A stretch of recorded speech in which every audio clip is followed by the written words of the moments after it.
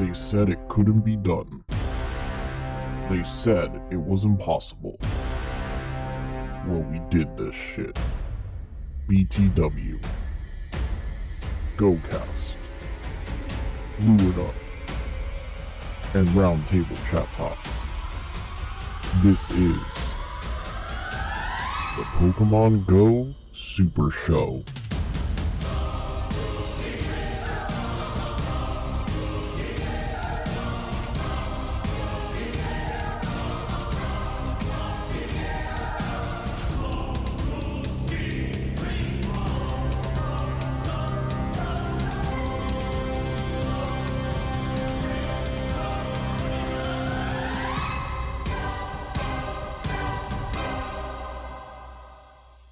What's up, everyone? I am AstroZombie954, and welcome to a very special edition of the Fireside Chatot, or what I like to call today's episode, the Pokemon Go Super Show.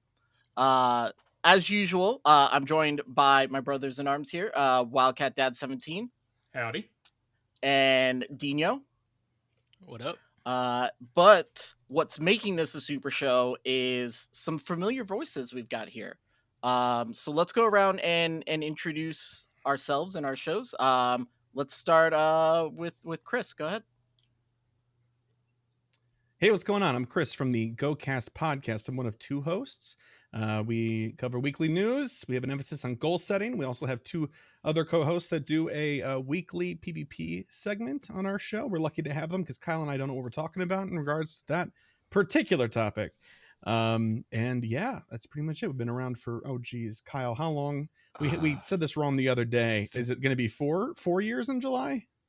4 years in July. Yeah, it's four years coming up. Oh my god. 4 years That's in a month insane. from now. Yep. That's insane. So we've got our I guess my sailor talking brother over here, Kev, Kyle, you got to say hi first, Kyle man. didn't get a chance to introduce himself. I thought Chris was just He does gonna that talk every for you. week. Oh, I'm sorry. No. No. I mean, it doesn't. No. I try not to. Yeah. I was Right? I just wanted the hiya. Yeah. It doesn't work anymore. It doesn't work. There's That's no true, natural yeah. transition. Has to sneak up on him. Yeah. And I'm the other half of, I guess the other quarter of GoCast Podcast. My name is Kyle, and I just want to correct Chris and say we have an emphasis on goal setting, fail but setting mostly is a failing wonderful set. brand. Oh, There, I mean, fail setting. I'm gonna have to Proof's use in the that. pudding. That's awesome. But anyway, I'm Ken from the Lured Up Podcast. Yeah, we just talk shit about everything. So that's pretty much how we roll. And I don't know, we've been doing it since the beginning of pretty much the game. So we're about 6 years in to the show. We've done about, I guess in total, when you consider all the bonus episodes and all that good stuff, probably about like 275 episodes at this point. And yeah, still rocking and rolling.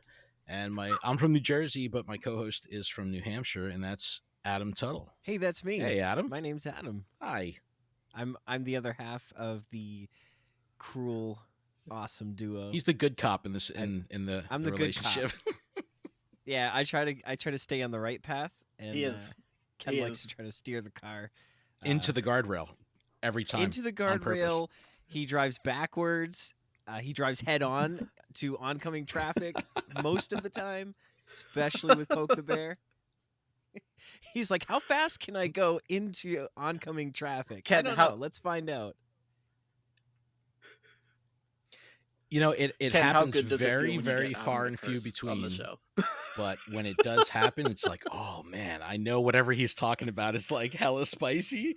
I'm like, It's usually costume Pikachu Yeah. that gets me.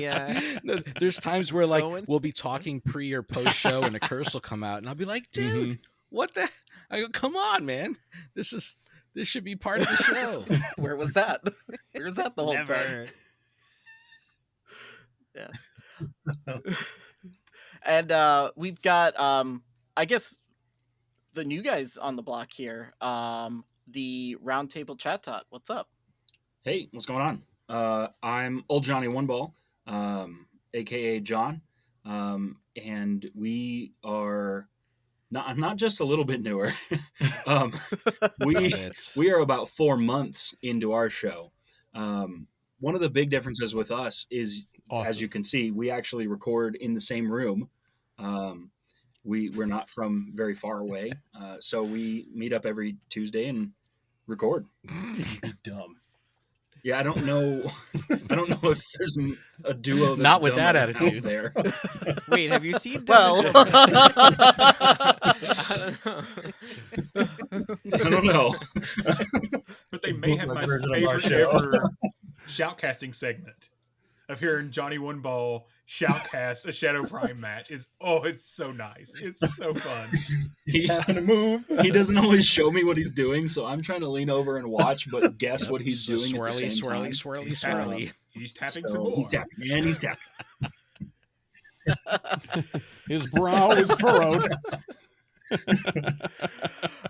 So this is something I've been wanting to do for some time. I felt like it would be interesting to get all of us together. And I just didn't feel like an episode of BTW would kind of fit it.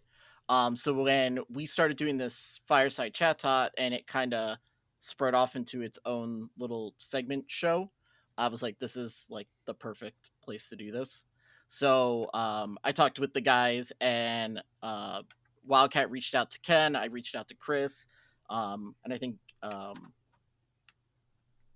Shadow and Johnny were just in our Discord listening to us. Or Who something. left the door They unlocked? just jumped in. Kind of Yeah. leads onto this show here. Yeah.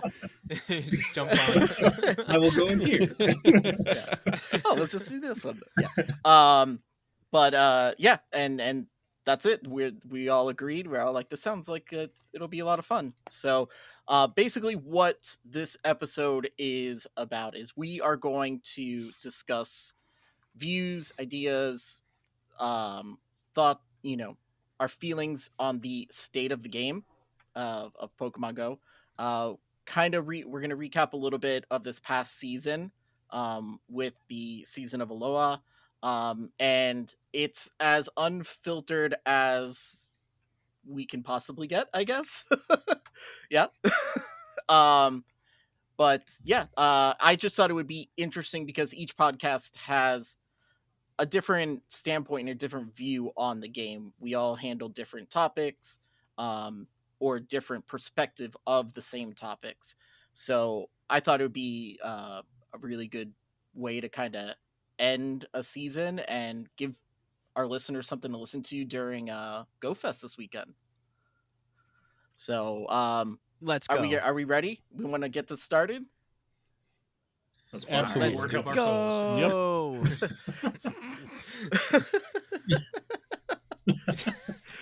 So let's begin with things that are it's fresh in our head. The season of Alola. And I'm kind of interested on just like a general how each podcast felt about the season. The different tasks and stuff like that were going on through it. So let's start with the new kids on the block here. Roundtable, what did you guys think? To preface all of this, he'll have to be the one that remembers all of this.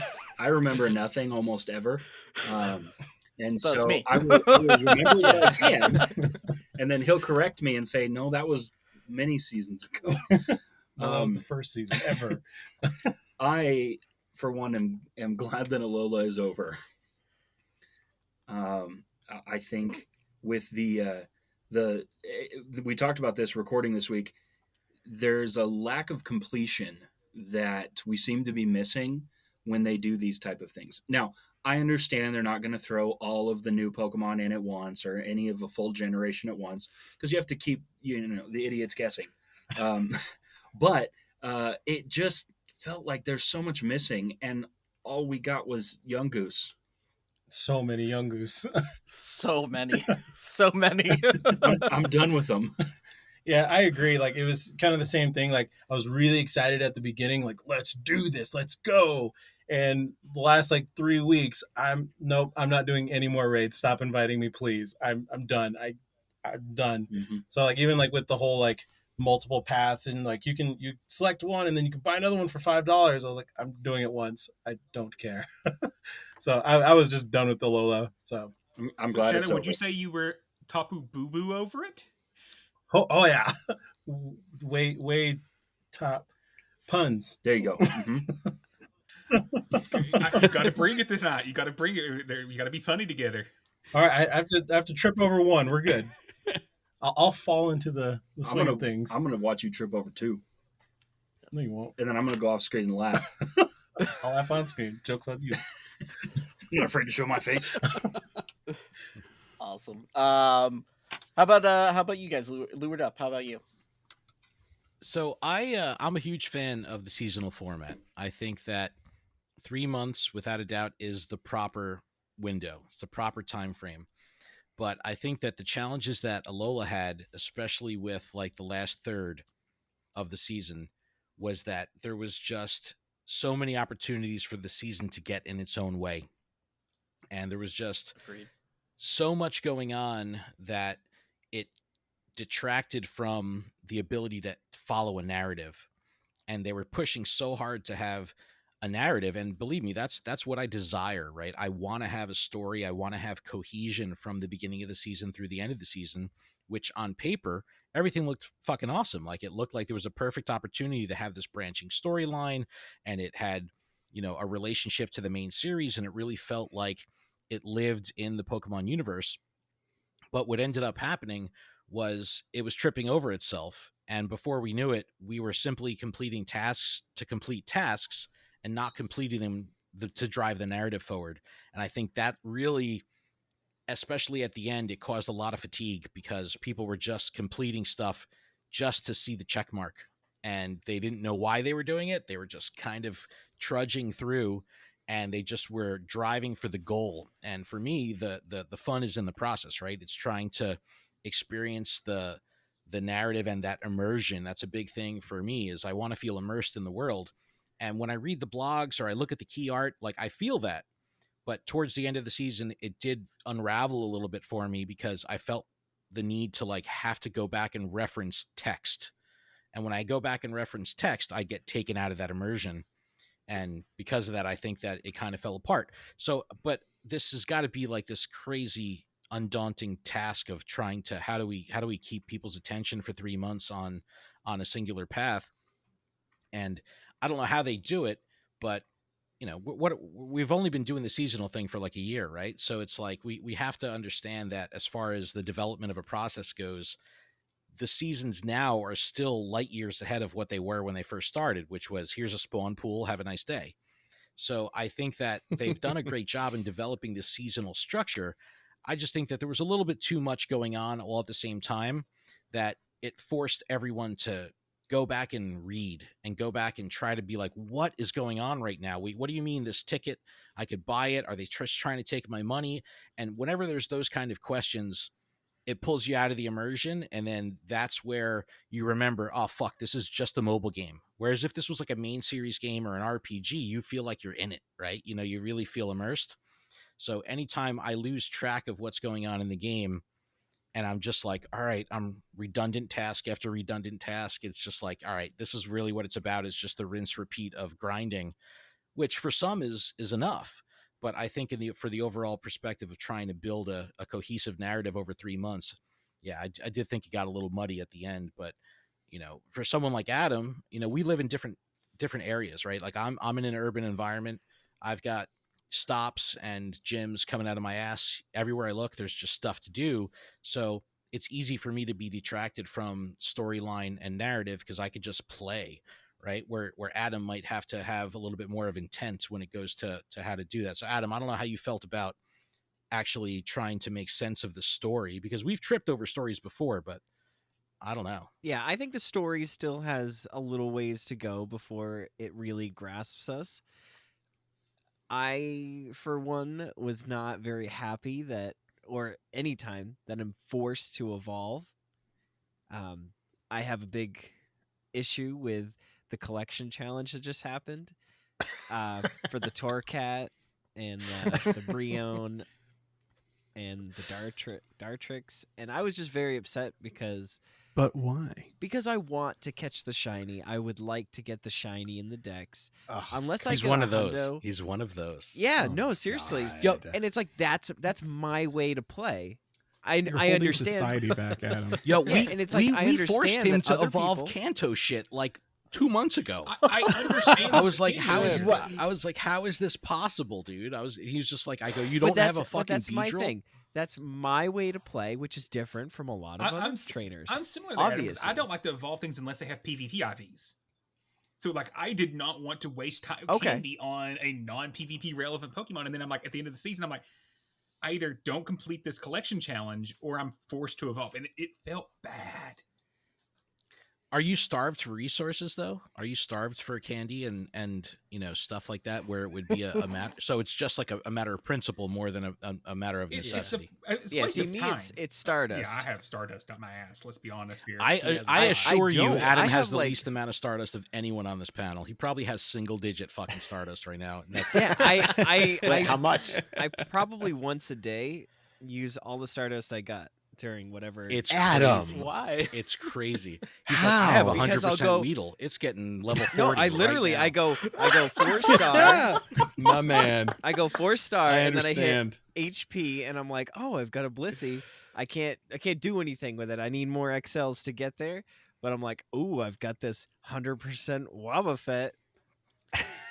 I have Okay, 107,000, but Spend it all right now, dude. Spend it all I right now. just do it. No, 99,900 give me your just went into a shittiest Wobbuffet. IVs. Go search on 1-star and just fucking spend it. Spend it all. Right No, now. no. So that's the thing. It's a Delibird. And I value the Delibird candy and the XL very highly. So I don't want to get rid of those. You need to put out like a rule book for the way you play, man. No, Jeez. seriously. And that's the thing. So with everybody playing their different styles, I don't like I like a collection challenge as me collecting those Pokemon. If I have to do a raid, I get a free raid pass a day. I'm fine with doing a raid. But making me evolve, I'll say it once, I'll say it again. I don't like it. Other than that, I enjoyed the season of Alola. I felt very Hawaiian. Yo, can I say this? Who else is enjoyed burnt it. out on fucking Willow just leaning over and talking to us? Like, does anyone read it? Does anyone like read? No. Nope. I've never So read read it. it. He's I just read kind it, of like, No. hey, occasionally, tap, like tap, tap. he was like, "Oh, Hey. yeah, you guys go find the tapus," but he's like waist deep in water, like looking for them. I'm like, "What are you doing?" I let Zoe or Nick read it to me. I'll be honest. That's what I do remember- now. I let Zoe or Nick of Yeah. their videos read it to me. I was like, Mhm. I was like, Yeah, I'm fair gonna enough. read all of it this time around, and I read none of it. It's just like I just go to the blog and get caught up. But no, I'm actually interested to hear what GoCast has to think about the season, because I know from a content perspective, their look and the way they approach the mechanics and what they do in the game is much different with the goal setting and everything. So I don't know what you guys thought of speaking of goal setting, of how it. I failed, What you, and I'm pretty sure whatever the master rework is, oh no. No, Adam, what are you at? No, it was seriously 29 days, and I forgot. Adam. The Adam. horror. then I guess I'm going to beat you. I'm at The 21. horror. No, horror. That's just Kyle. I haven't missed a day. It's just 30 days is a long time. Okay. Anyways, 30 days is it's not as long as 75 days of come on. Set a reminder. I do. I have a reminder. That's why I'm at 21 days. Oh my god. Oh my god. Kyle, what did you think of the season of Alola? I want to hear what you have to say first, because I'm going to make it sound like the beach vacation that it was. So please give us the tsunami, give us the hurricane.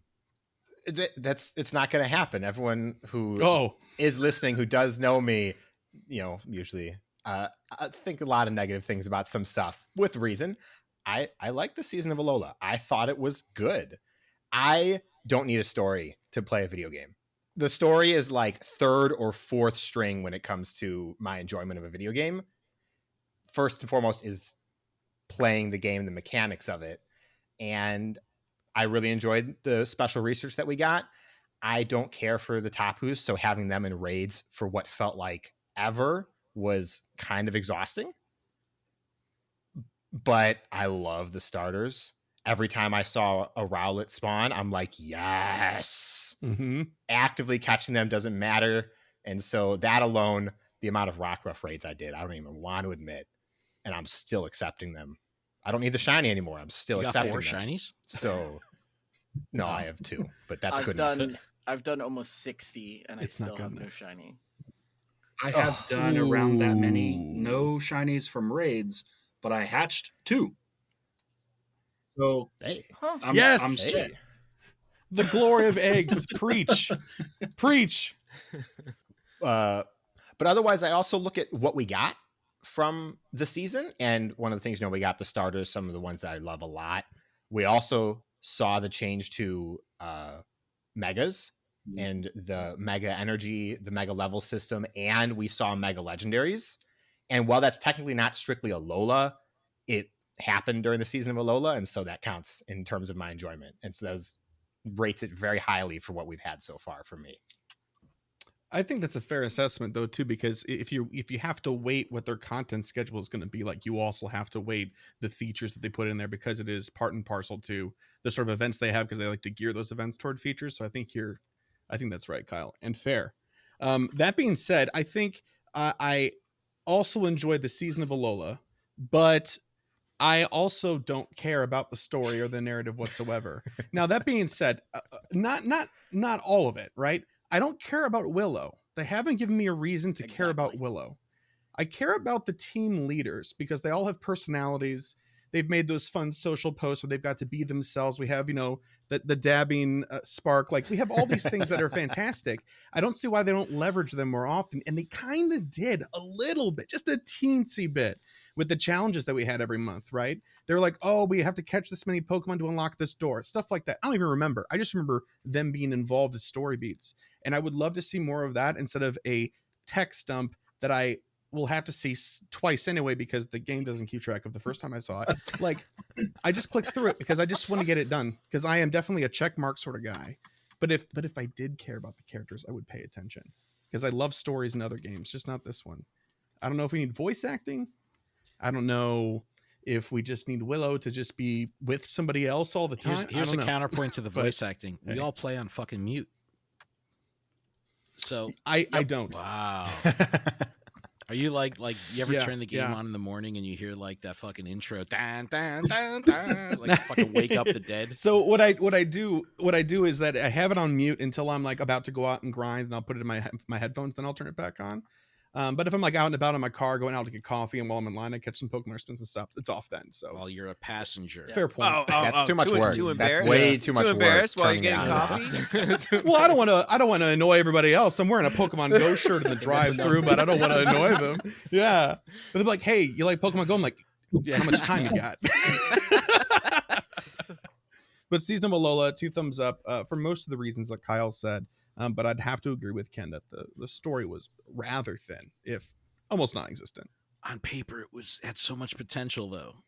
It just, I know. A for effort, maybe a D for execution. D for delivery. Yeah, and D's nuts also. That's right. And D for the delivery Pokemon. Delibird. Delivered. Oh my gosh.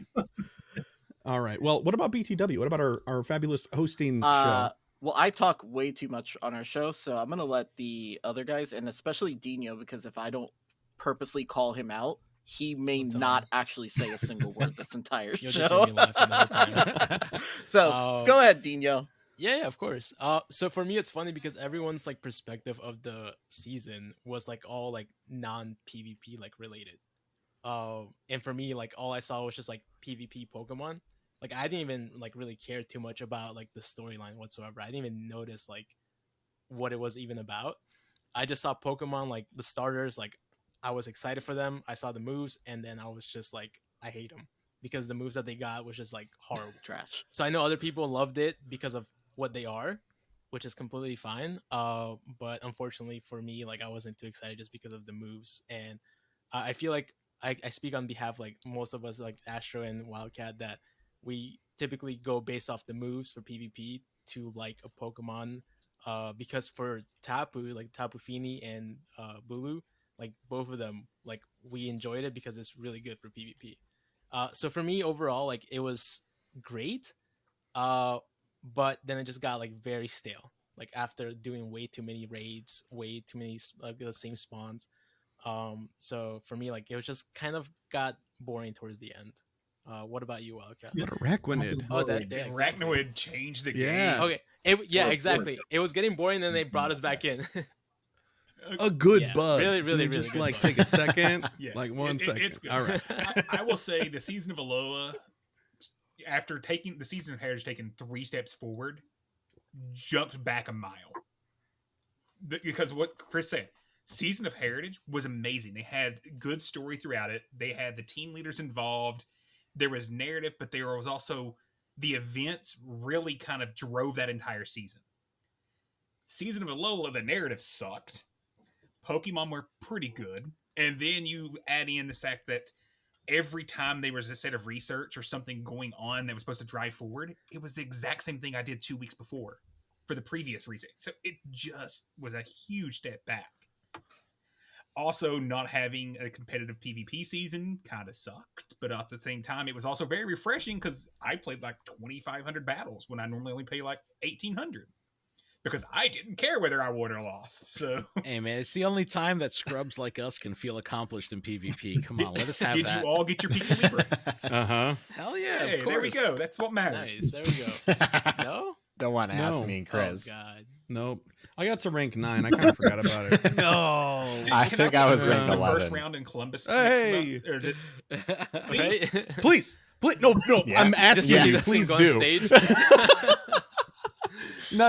I'm joking. I keep saying the joke. I'm not going to try, but I'm absolutely going to try. I'm just excited to also cheer people on, man. So that's going to be great. I'm excited to meet you the there huge thing in I'm person. looking forward to. You know, with Columbus is getting to finally Yeah. meet all these wonderful people that I talk to online in person. Heck, the BTW crew's never even met in person, as far as all 3 of us. Yeah. Oh my It's gosh. the world of Yeah. COVID. So I think that's my big thought on the season of Alola. It was a huge step back from where we were at in the season of Heritage. Astor, what do you think? So surprisingly, I'm the outlier to our group. I actually enjoyed the season in a whole. I've never rated so much than I did. This is true. It felt slow in the beginning, and then it felt like once the Tapus came in, it was like, at least for me, it ramped. I was like actively opening my game as soon as I woke up to make sure like I had it open in case I got an invite. Like I've never done that before. Do you think that had Like- to do with the fact that you started focusing on Master League when you hadn't in previous seasons? It does. But it also, when there's a Pokemon in raids that is PvP relevant, it does tend to pique my interest a little more. I loved the starters. I don't care if Decidueye is terrible right now. I love that freaking Pokemon, so I made sure I had one for Yes. all 3 Hear, hear. leagues. Because one day you never know. But Mhm. I think my biggest thing with the seasons is we come out with a season, we say what the spawns for the season are, and then 3 days later we have an event, and then it's event spawns, and then that event ends, and there's like 4 hours of the natural spawn, and then a new event, and it's like you get to a point where it's like I don't even know what the fuck is supposed to be spawning right now. Like, where are the spawns that they told me before? Because all I see is event spawns everywhere. That's all it is. So it kind of just is like,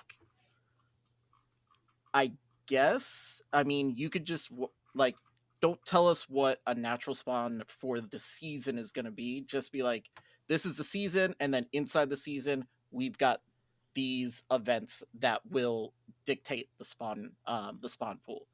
Because otherwise it's just like, ugh. I think there was like 1 week we had where there was nothing, and I was like, there's like nothing here I want to catch right now. So that actually raised a good question. So- How did everyone feel about the Alola to Alola event being pretty much the exact same event we started the season with, minus like 2 additional spawns? Did it feel like a big, just kind of wet fish of a way out? I don't think so. I like the branching paths and things like that. I thought that was fun. I actually did the special research twice, and Kyle did did as too. well. Oh, okay, good. I wasn't sure if you were gonna fess up or not. Yeah, I Yeah. did. I thought it was really cool. I like all that like agency giving stuff. Even if I don't really care about the story, if I get to make a decision, I enjoy it twice as much as I would have otherwise. That's really the only time I read the shit is when there's a decision involved Mhm. because I want to make sure that I get what I want out of it. So it's like I'll pay a little bit more attention to they're empowering me to do something. So I want to I don't want to take that for granted. So that's when I'll try to push myself to be more engaged with the narrative by reading. That's the only method they have of delivering narrative. So yeah, I thought it was a little redundant. However, I think that the process of catching Pokemon and the spawns that are there from the events, that's the rinse repeat, right? That's the grind. That's the swirl and throw, check, transfer. Like that's just the process of the game that, some of us have done a couple 100,000 times even, but we don't get tired of it, right? But when there's a narrative that's behind it that can drive us to be motivated to continue to do that, that helps out a little bit. But again, with so much happening at the end of the season and people not really realizing why they're doing it, they're just doing it because the game is offering it. I think that kind of detracts from the idea of what a season should be, and that's really a bookended piece of narrative. Yeah. Now, if the willow bombs, like the little willow pop out, hey, if that was animated, where like Willow was like talking and moving and like had something going on besides a solid background, and then you kind of see, if you look really carefully, you see his mouth move every once in a while and he blinks, but like if there was something more to it than just scrolling text. I think the reason I skip through the shit is because I want to get back to gameplay, right? I just want to get back to it. Yes. If Willow was more like Cortana, right, in the Halo games, where it's a voice in my head, and I'm able to not have it be intrusive to my gameplay experience, it's just a layer, I think I would prefer that. Because especially on a calm day or something like that, where even at 6 hours, I still feel pressed for time. I just want to get back to the map. I just want to get back to the game. And that's a detriment to the narrative because I'm just trying to blast through that shit as fast as possible. Tap, tap, tap, tap, tap, and just get me back to catches. Yeah. So if I was able to still catch while being delivered that narrative, I would probably be a little bit more engaged with it because I know that, we can multitask here. It's not like where I don't need to have 100% captive audience to Daddy Willow. It's like, give me this on the side and I'll still be happy. Yeah. No, I get that. So awesome. So let's kind of let's get started. Let's get right into like the topics. So basically what I did is I asked each of the podcasts to come up with 2 talking points, topics, questions, whatever you want to call it, that they wanted to hear the other podcasts' opinions on. Like ours is about PvP. We know what we feel about PvP, but hearing it from other podcasts who don't normally focus on that was, something we wanted to do. But before we do that, I think what a lot of people are going to want to hear from all of us is our opinions on Pokemon Go as a game, the state of the game, of where it is right now.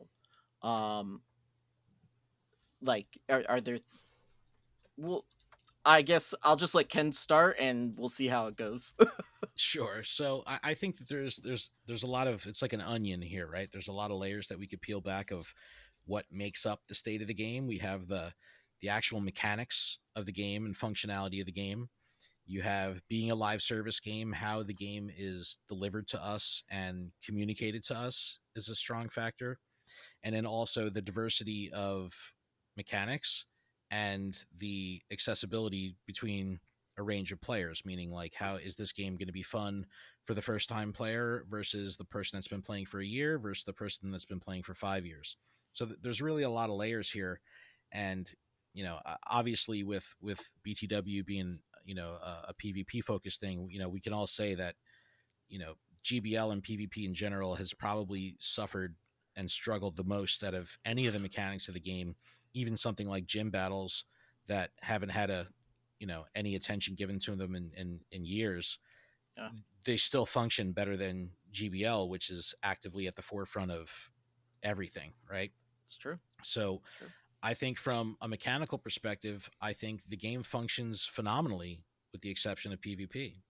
I think from a narrative perspective, there is light years of opportunity here of how they can deliver these narrative beats in a better way that will not only help the player retain the information, but also, captivate them and keep them immersed and keep them engaged. The communication aspect, which is a strong part of a live service game, is probably the worst part of it all. And it's a shame because a lot of the issues that this game has, especially for content creators and people like us that kind of like eat, breathe, and shit the game, all this stuff seems so exceptionally predictable. It's like, hey, if you make a right turn here, guess what? You're gonna go right off the fucking cliff, and it's like, guess which way they turn? You know what I mean? And it's like, come on, dude. It's like this is true. Exactly. it's like we keep telling you. It's like you keep passing that sign as you go down the street that says, "Yep, that if you turn right, you're fucking dead," and yep, you're still gonna die if you turn right. And it's like you get to the light and you're like, which way should I go? No, I'm seriously, gonna turn right. Keep going, and you. So die. I think that portion of it has a trickle down effect that impacts the entire community at large. And because of that, it makes all the bits of the different communities and different disciplines of the game, because everyone could play, like Adam was saying, everyone could play this game differently, right? And that's what makes it so cool. But when there's a lack of communication, you either have blissful ignorance, which is phenomenal. My coworkers play this game every single day. They're not on Pokemon Go Twitter. They're not on Pokemon Go Live. And they have a fucking blast, but they're blissfully ignorant to the issues. They're blissfully ignorant to what's going on in the community. They just have fun. And it's like, sometimes I'm like, God damn, I wish I could just have fun, And Ken, you should tell I them. try so bad. And, and it's like, they Okay. know I talk to Niantic and stuff. And they're like, Yeah. so what's the big issue? Because like one of them had a relationship with a different, game and developer, and they're so used to like the back and forth. And, obviously I don't tell anybody shit, but it's like they're just so blissfully ignorant. I envy that sometimes, because we get caught in the crossfire of one being the messenger that's like willing to get shot every week on our shows, right? Because we have to deliver sometimes like shitty stuff, and that trickles into all the disciplines. So it's a total bummer. So, I mean, all that being said, I fucking love this game to death. More so, and I've been playing video games since the day I grew up with in television. I'm old as fuck. So I grew up with it in television and Atari 2600 and all that stuff. I mean, I've been playing games literally my entire life, and I've never felt so compelled to be a part of a game or a part of community than this. So it's clearly doing something right. It's tickling me in the jellies in just the right way, right? Right. So while I do think that there's a lot of issues, I think if you can train yourself to be slightly blissfully ignorant to the problems, it's a little bit more enjoyable to get through on a day-to-day. But yeah, there's definitely a lot of issues, but sometimes you just got to look past it and just remember this is a free game that's fun to play. Adam, I don't know where you're at with the overall, the macro view of things. The overall, I really enjoy this game. It does a lot, like, mentally. I mean, like, my house spawn, like, I literally have a Sceptile just spawn. Like, oh, yo. like that's exciting. Like, just random stuff. Like, this game is so much fun. And, like, I'll be going number 2. And I just start playing PvP just because that's something that like passes the time. Because it's so shitty. Yeah. Tapu poo poo. Yeah. That's only if you're rating it. But I just enjoy it. Like, I enjoyed the trading aspect. The last community day, like, I didn't see anybody else walking around, which was so weird for me because I'm so used to, on a nice day, just tons of trainers out walking and stuff. and I was with my son just walking around, and like he was catching Pokemon, and we just walked around town, and we eventually walked to like a park, and then he's like, all right, I'm done playing for a little while, and I was like, okay, like that's fine. But he was so excited when you got shinies, like just that, like this game is so much fun. Yep. And there's so many ways that people can play it. There's so many ways that it can help people, and it just brings people together in the best way possible.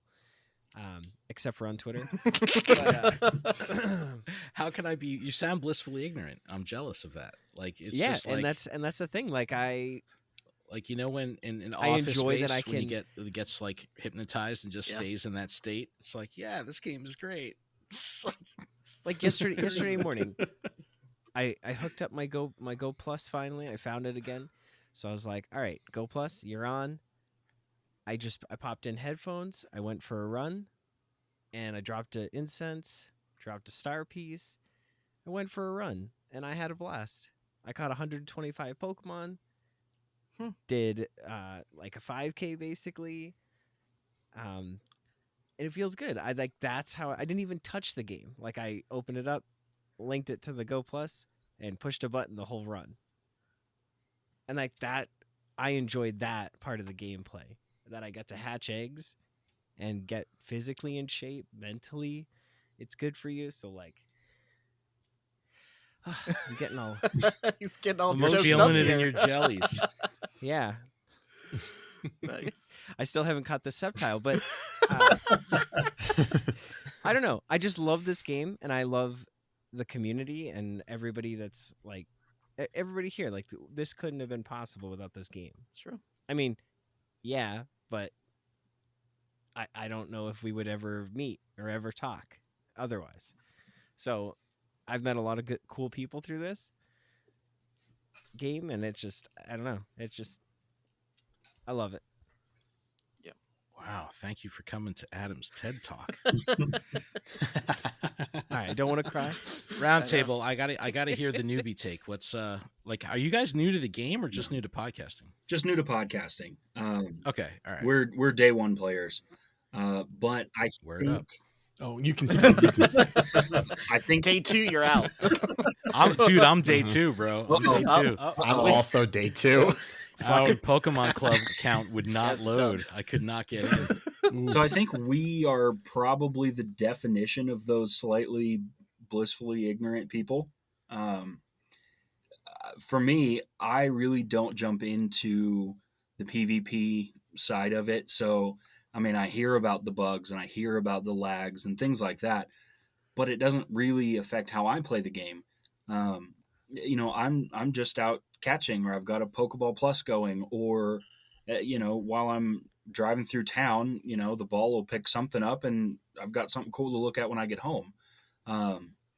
So I think I guess where the game is for me right now is, like I mentioned before, there are some things that just make it feel incomplete, because as a person who plays the mainline games, I play them for 30, 35, 40 hours, and I'm done. I finished it. I beat Cynthia. I've caught everything I want. I'm done. I'm not a Dex completer, but I've finished the game. So for me, the game where, we have the first 151, but good luck finding them sometimes, or I would really love some more Alola Pokemon. Where's Bruxish, right? Nope. So those are the things that I want in the game.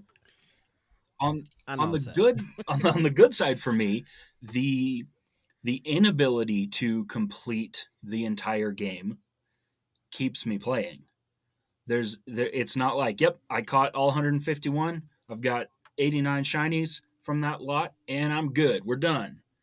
That's a great point. But by the time I get to that point, Gen 2 is coming. Ooh, we got starters from Gen 3. Ooh, Kecleon. Those things. Where's this So, calculator in the loading You got screen? one? My theory is that it's already in the game, but it's invisible, and you can only get it by clicking random spots around you, and no one's done it yet. So I think it's already there. But I have a lot of odd thoughts about things like that.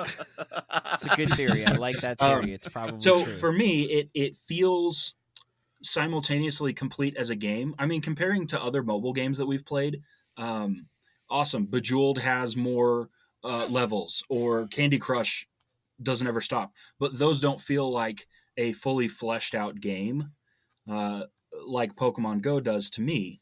But it also feels incomplete to the point where, I'm not banging my head against a wall about it, but I am going to still keep playing because, I actually don't have a 4-star of this, or I would really like this shiny. I'm just going to keep going. And I'll never have all of that, so have my money. So you're chasing the serotonin. That's right. Nice. For me, I'd like to say I'm a reckless optimist when it comes to the game. Comes to anything. Yeah. Like that. Yeah. It's just This will work out. This will work, and sadly it doesn't. But hey, still Good. But for me, like there are things that like absolutely frustrate me with the game. Like I can have 400 friends, but I can only open 20 gifts. Why? What's the point? Why? I have other friends I'm working on. So those are those aspects of the game just really kind of like drive me up a wall, and I'm like, I want to complain about it with somebody, and once that complaint is out, I'm good. Let's go find some more shinies. So like that's the kind of thing. I mean, like that whole like you see like that Sceptile that pops on the map. Like I'm gonna go out of my way to catch that Sceptile. Like normally I'm like, oh, if it's a Rattata, hopefully the Pokeball Plus will get it. But if I see a Sceptile, I'm gonna go get that because I like that serotonin, that like little hit of dopamine every time you're just like, oh, those sparkles, the shiny, like this is awesome. So yeah, like the reckless optimism in me. So we also have the ability to play together almost all the time. We live about 5 minutes away from each other now, and we can just be like, hey man, you want to go hunt? Awesome. You want to go to Golden? You want to go downtown? Whatever. Yeah, let's go. Let's do it. We'll ride the bus around, and we have that. So having another grown up to play the game with. It keeps it fun. I like that you went with grown up instead of adult. Like Air quotes standing up. You're in the air quotes. That's right. You're like physically, and that's As about a person it. who continues to play Pokemon every day, I tell people often that growing up is a choice, and I am not there Absolutely. Amen. Yeah. Not me. I'm old as fuck. Yeah. I'm up there too. My back is hurting right now. My dogs are barking.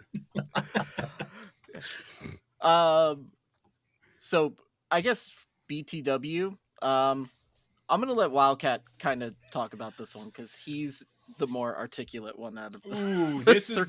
the thing that I can get a little fiery on. So I'm going to start with the good.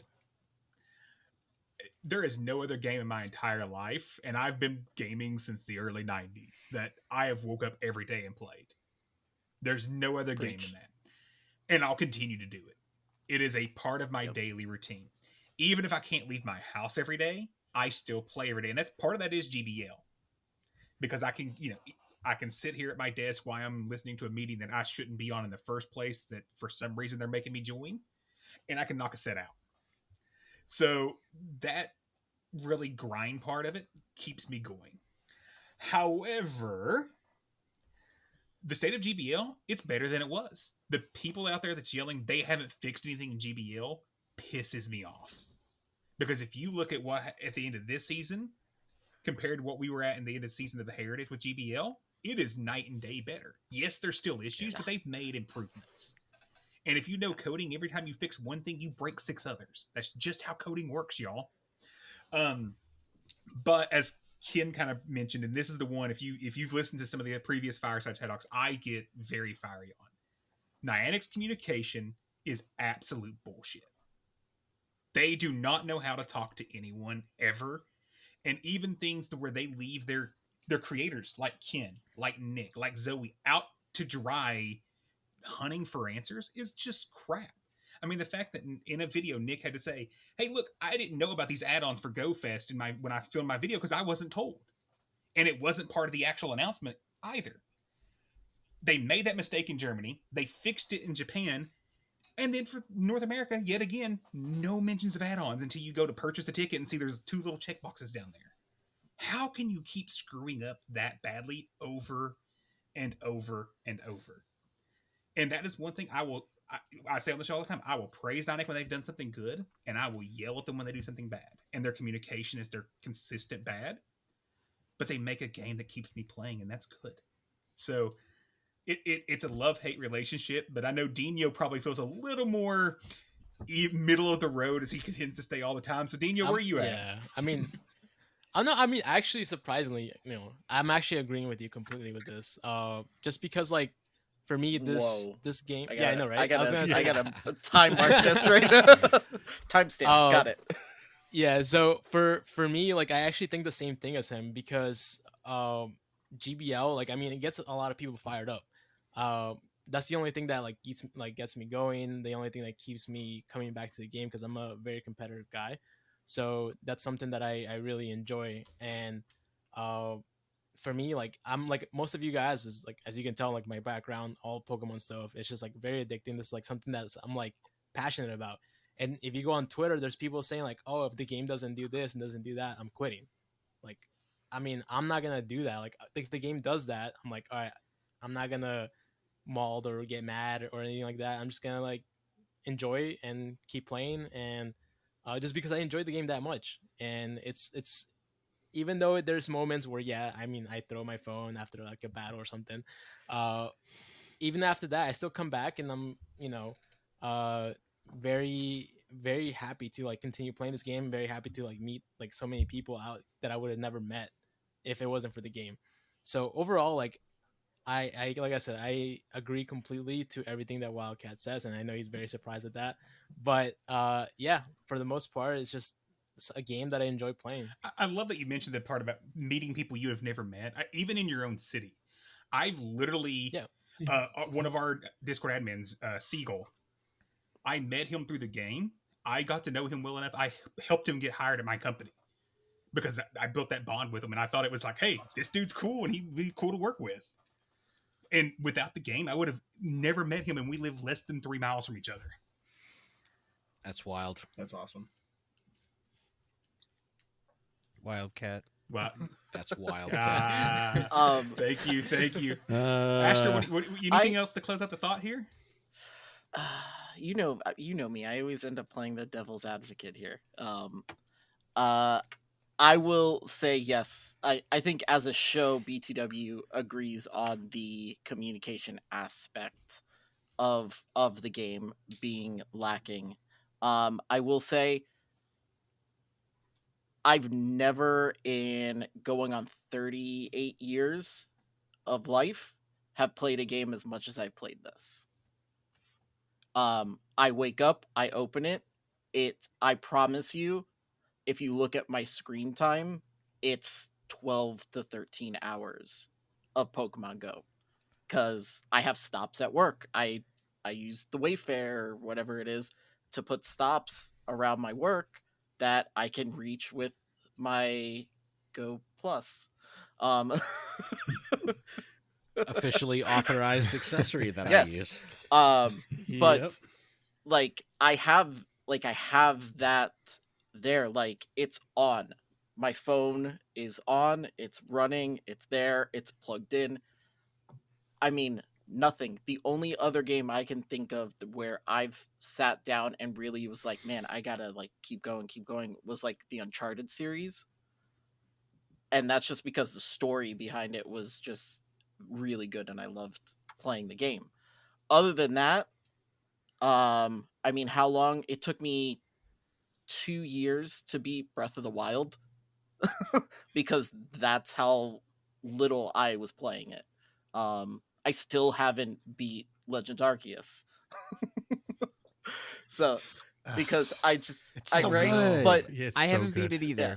You guys are I'm right there with you. I'm not surprised though, Adam. I mean, Yeah. But it's not because I don't want to. It's just because when I sit down, for those of you who don't know, I have 5 kids between 2 marriages. I am a co-owner of a business and I work 12 hours a day. The guys know it'll be 9 o'clock and I'm like, I just got home. So when I sit down, I spend time with my family. And then when the kids go to bed, if the wife is in bed, like my brain is fighting on, am I opening Pokemon Go or am I playing my Switch? And 9 times out of 10, I'm opening Pokemon Go. And next thing I know, it's 2 in the morning and I'm still, messaging the practice channel in our Discord. Hey, does anybody want to battle? Anybody want to do this? And, I've never had that with any other game. Gameplay, like, I love, like everyone has been saying, the community aspect of it. People I've never met. Honestly, Ken could probably attest to this because we were from like a same scene. I grew up in the hardcore punk rock scene. We are very elitist with who we hang out with.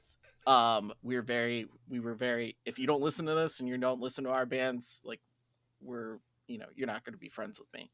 I would have never hung out or talked to half the people I talk to now, because this game just brings that community together. Now, there's toxicity to that community, and I think those people give us as content creators sometimes a bad name for newer players. We've always tried as a podcast to be as positive as possible. Like Brad said, we'll give praise where praise is due, but we're going to call them out on their bullshit when it's there. It's just something, but like, it's like, this is a game like my whole family plays. And when I say my whole family, my kids play, my wife plays occasionally. My mom, who's in her 60s in a wheelchair, plays.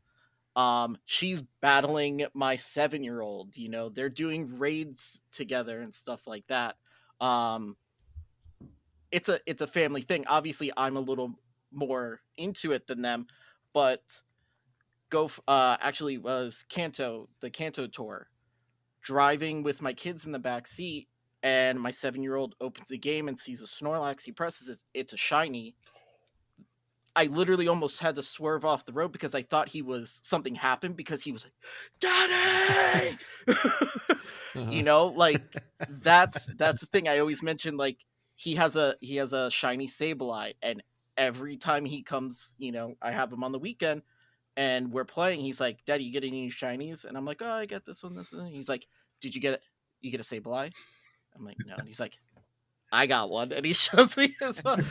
But like, that's the part of the game I enjoy. I don't have like an actual problem with the gameplay. I think gyms are incredibly boring. Unless there's a spot open as I'm driving on a Valor gym, I don't even look at them. Like, I just go. I don't battle them. Nothing. I think that's huge. They have a lot where they can grow just in that in general. PvP, obviously, we do a PvP podcast. I tend to be, I guess, more on the blissfully ignorant side, where I don't notice as much of lags and things like that as other people. Normally, I just chalk it up to me not being as good as everybody else. So it's just like, oh, I didn't notice that. But then when it does happen, I'm like, oh shit, this is legit. Okay, this is real. And we'll talk about it later in the show. But seeing it on a main stage was a little embarrassing. Like, as a content creator for this game, watching the debacle from the first couple of regionals, it was embarrassing for me. Like, as a PvP podcast, like, I'm like, man, I gotta go try and get people to play this game. And they just watch that, and it's like, ugh. But yeah, I give Niantic its credit. I know they listen. I always say they listen to us, because like, as soon as we say something when we record, it happens magically. Quick, say that PvP is fixed. PvP is fixed. Oh my god, it works. And I need a What? shiny Noctowl or shiny Hoot Hoot, please. drops into account. Just go for gold. But yeah, I mean that's kind of my 2 cents on it. I'm really interested to hear what Chris and Kyle have to say about it, because they tend to be, I guess, the more positive out of all of us sometimes. I very rarely hear negativity coming, occasionally, but I'm really interested to hear what you guys think about it. So Chris is more positive than I am in general, so I'm going to go first anyways. Thank you. Because there's a lot to say here. And one thing I say a lot, and I've said a lot at least, Niantic and Pokemon Go are fantastic at making and designing an experience. Pokemon Go is an experience that you get to live through. But as a game, it's just awful. I don't like it as a game. If it was just a video game, I would not be playing this game. You know, you said when you get home and you're like, I sit down and I have to decide between playing my Switch and playing Pokemon Go. I'm the same way. I get home from work 10 o'clock at night. I sit down at my computer, because that's where I play most of my video games, and I play another game. Pokemon Go is reserved for the times when I'm not at home, which is plenty. I love Pokemon Go. I play far too much of it, probably, although it is not the most played game I've ever played, which is a very, very sad What is thing then? to Now I need admit. to know, what is the most played game? If I had to guess, it's either third or fourth. Number one by a very long shot was World of Warcraft. 5 years of my life, I probably played it 6 to 8 hours a day. Seriously, 5 years of your life, you played it for 6 to 8 years. he played it more. I bet time and space to play World of Warcraft. Wouldn't you have, though? You absolutely I would would have. Yes, Right, I was 14, 15 years old. I would have. Uh-huh. So that was like every day of my life. Second would have been League of Legends, probably. Maybe it's tough to determine second and third. I had like 1,500, 2,000 hours in League of Legends. And then the third is another mobile game that I played before Go, which had like 18 hours of screen time every day because it ran itself. I just had to manage it. Until you did PvP. The PvP obviously was manual, but everything else was basically idle. And I love playing Go because of the experience it provides me. I like the excuse to get outside. I love the people it's had me meet. I've swirl and thrown so many balls that I don't want to think about anymore. And I don't particularly care about the PvP aspect of it. I love PvP myself, but Go's PvP, it kind of puts me to sleep. That said, the overall state of the game, I hazard to say it's never been in a better space. It can always be better, but having played it for 6 years now, it used to be so much worse. Yeah, I mean, I'm going to take that slight silence as an opportunity to start my opinion as well. All right, so Kyle, I definitely kind of agree with you, and I agree with most what everybody has said so far. I'm going to keep my response kind of short, and I'm going to organize it as thus. So first is communication, just as a general topic. Secondly will be gameplay, and third will be just kind of like experience optics, like as somebody that engages with the game, but outside of the game, what that experience is like. So first of all, communication. I don't think I've met anybody that said that Niantic was good at communication, especially via Pokemon Go in particular. Similar to Ken and Adam, Kyle and I are blessed with the opportunity of having a nicer, closer relationship with Niantic, and having some context for some of these things has been really good for my mental state. Except for when I go out and I see, because I'm a Twitter guy, people that don't know what they're talking about, screaming to the heavens and just demeaning people and being rude. Because, I care about this game. I care about the people that make it. I care about all of these things. And also, in my heart of hearts, I feel like they're not wrong. They're just misinformed. And that misinformation or lack of information is at its core Niantic's fault. So to some degree, the anger is justified. The outrage is justified. The confusion is certainly justified. But let's move on to the next topic of gameplay. I think the game does a really good job of providing and promoting and building on what it does best, which is, like everybody has said, the curveball and throw. That's pretty much it. It's a repetitive thing. It keeps us in the spot. Times when I've been depressed, sad, I'll go outside and I'll just walk around the block and throw some Pokeballs, and I feel better because it takes me back to my personal center, right? It's nice like that. That being said, there are parts of the game that are strictly just unfun. Like the raiding experience is not really fun. Kyle and I have talked about that a lot before. We love raiding. We do not like raids. Yeah. It's a weird thing, right? It's really just not fun. Which brings me to the last thing, which is the experience of playing outside of the game itself.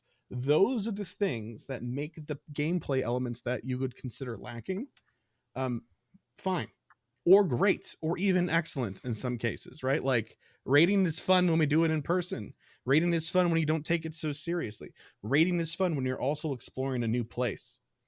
All of these things are true, and it's difficult to have a conversation about core mechanics without talking about how that also affects the player in the space that they're currently in. I think some of the changes they've made to the game have been ultimately good in the end of the day. Some of the things I push back on personally, like I don't think the switch to 3-hour community days was a good idea, at least not fully. But on our show, we try, especially since we have some information and context other people don't have, we try to really seek to understand what the decision is, even if we don't agree.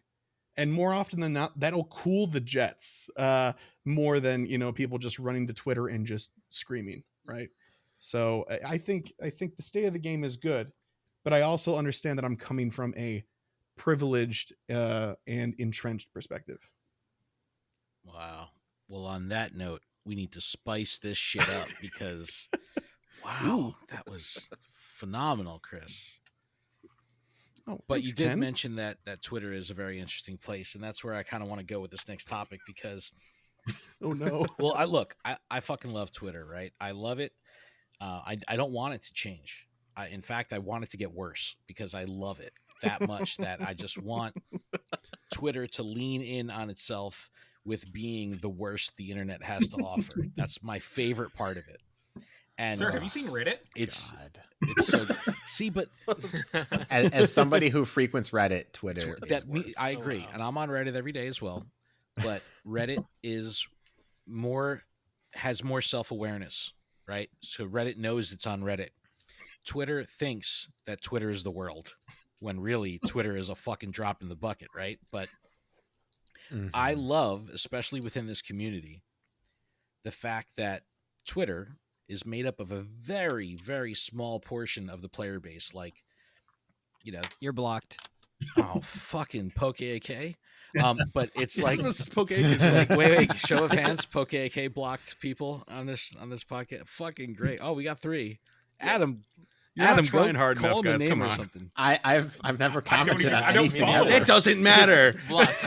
I follow That a doesn't couple matter people he either. has blocked. But no, look, I think there's a very interesting microcosm of the game where you have probably like less than 100 exceptionally loud and influential people on Twitter that have said influence because they're loud, right? And that's really it, right?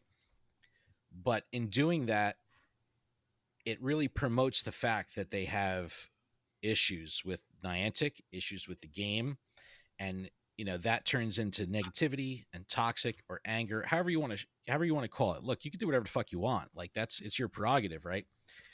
My position, like what Chris was saying, is like, just don't be a dick, right? You could do whatever you want. You could say whatever you want, but when you cross the line of being a dick personally to someone or the devs or anything like that, that's a whole different ballgame. So that part of the conversation notwithstanding, you have this small but loud segment on Twitter that clearly despises this game.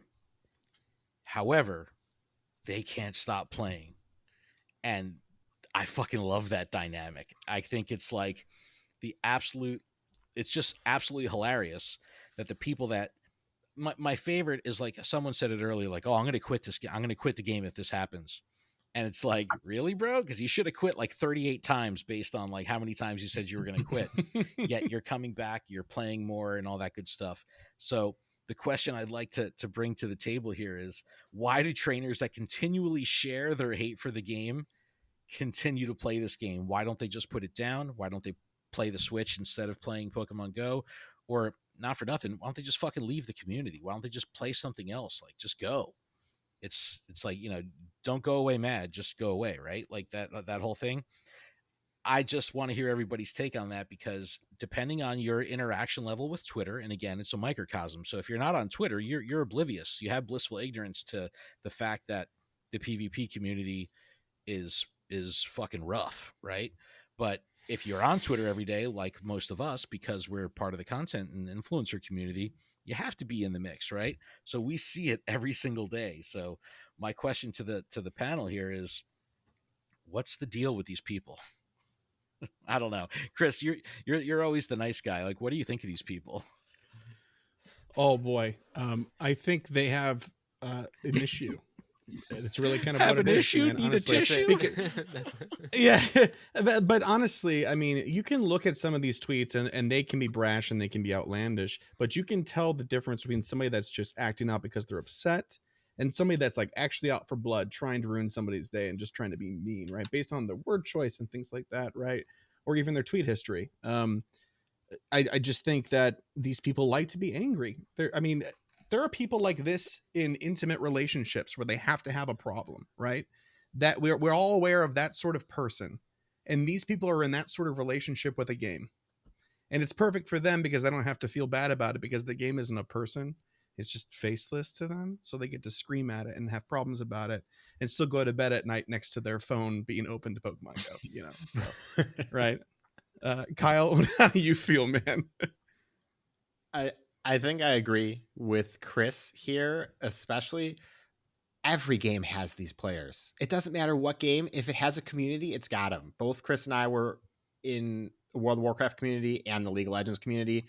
The League of Legends community is notorious for this same kind of stuff. Yeah. It's very toxic, very negative for every change. And I think part of it is people just like to be angry.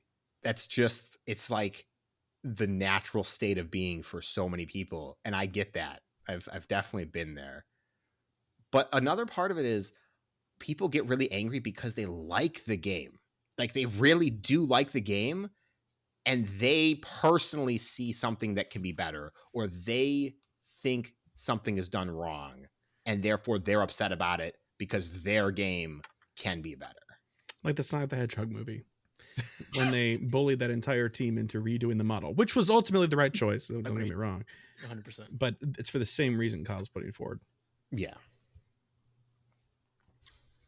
But I'd be interested in hearing actually what the BTW guys have to say. Just in the interest of doing the reverse order of last time, since we got to start this time. Oh man, this is an interesting one though, because we actually did a little bit of a Twitter, I guess, review on Wallower, right? Yeah. And I feel like Wildcat enjoys this. So I'll let him, we both enjoyed this one. Yeah, we did. I got a lot of shit for that I one. got called a 9X shell for the first time ever. That was fun. Yeah. Oh, that's Ken gets that like twice a week. It's normal. Usually it's like shill, Welcome to the Pantheon. death threat, shill, death threat, bootlicker. Yeah, bootlicker. It's I have to fun. say, I come from a weird place. I did not have a Twitter up until, what was it, January-ish this year. It got to the point that we had viewers tagging the BTW Twitter asking why they can't get a hold of me. And then once again, going back to Seagull, threatened to take my name and run it into the ground on Twitter if I didn't create one. So you made one. He's just diabolical enough that he would have done it. So I finally was like, fine, I'll get on the Twitter thing. And I think a lot of it is, it's easy to be angry behind a keyboard and say things you would never to say someone's face. It also is a lot of attention seeking. The one that Astro and I got a lot of hate mail on. In my opinion, I still believe it's a 100% attention seeking. And I just went and pulled up because as Kim was talking, I wanted to see, the seasons happen. GBL's not fixed. What was their next tweet going to be today? And it's the exact, pretty much same tweet. He's like, oh yeah, but I'm going to go live tomorrow, so don't worry about it. And I'm like, see, look at it. And to anyone that says, oh, they're going to quit the game, I'll say it here again. Bye, Felicia. The game doesn't need you. The game is bigger than any of us. Every one of us podcasters could quit tomorrow, and Niantic wouldn't even notice. Yeah. I mean, that's game is that big. Yeah. Somebody might notice. Yeah. I tend to feel like a lot of it, like Wildcat was saying, is clickbait. Click on my Twitter and follow me, because especially in the PvP community, I think everybody has retired, and I love when they use the word retired. Some people do have this is their job, but those people aren't the ones saying they're retiring. Or they'll say, like, I'm retiring from playing my stuff. I'm going to dedicate my time to the community and highlighting those players. Zionic and, like, I think FP6 does it. Those two, they're really, really, really good at not promoting themselves, but promoting other people. I think King is doing it too. And they use the word retirement as, we're going to stop showing our stuff, so we're retiring from that aspect. But then you get people who are like, oh, well, I have 200 people who follow me on Twitch. I'm retiring because they're not going to fix this and they're not going to fix that. And nothing has been changed is my favorite line to see on Twitter. Nothing has been changed, because clearly when you type that, you have no idea what the fuck you're talking about. Yeah. No idea. I think some of the stuff that goes on with these keyboard heroes, I like to call them, where they are real tough behind the keyboard, and say some pretty ignorant shit. Nice things. I mean, I forget her name. Liz George. The Liz. Oh, that killed me. That like, hurt me in my soul. Like, there was, like, the stuff that was getting said to her, it was just uncalled for. Like, this is a person. Like, these are people. And yes, we get frustrated with support, or we'll get frustrated with it. But at the same time, when I look at profile pictures that aren't, a Pokemon, and it's somebody's face, we're all adults. Yeah, quote unquote adults. Nobody's told me that before. When you walk into work and you don't agree with something, do you walk up to the boss's office and just start calling him names and cursing at him and saying God knows what? No, you don't, because why? You're going to lose your job. So they take that, they go to Twitter, and they say, well, no one's going to come at me. One of the things, like, I love Ken's Poke the Bear segments.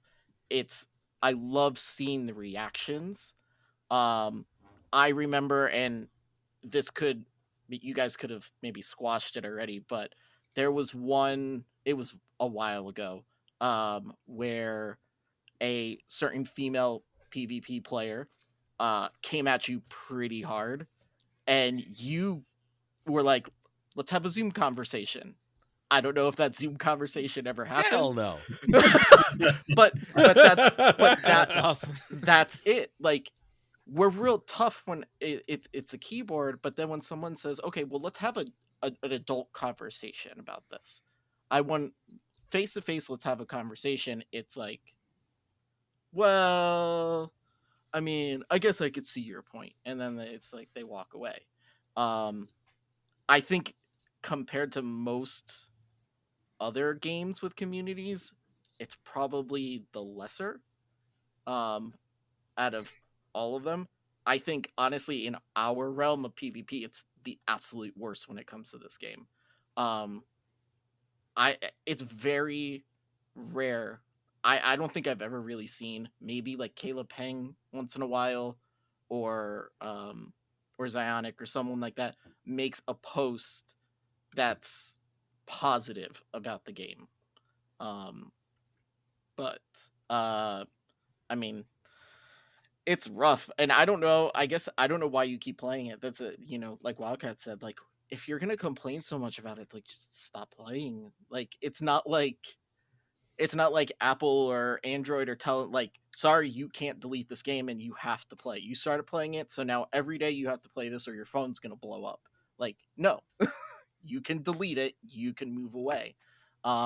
It just it just gives them a platform to be.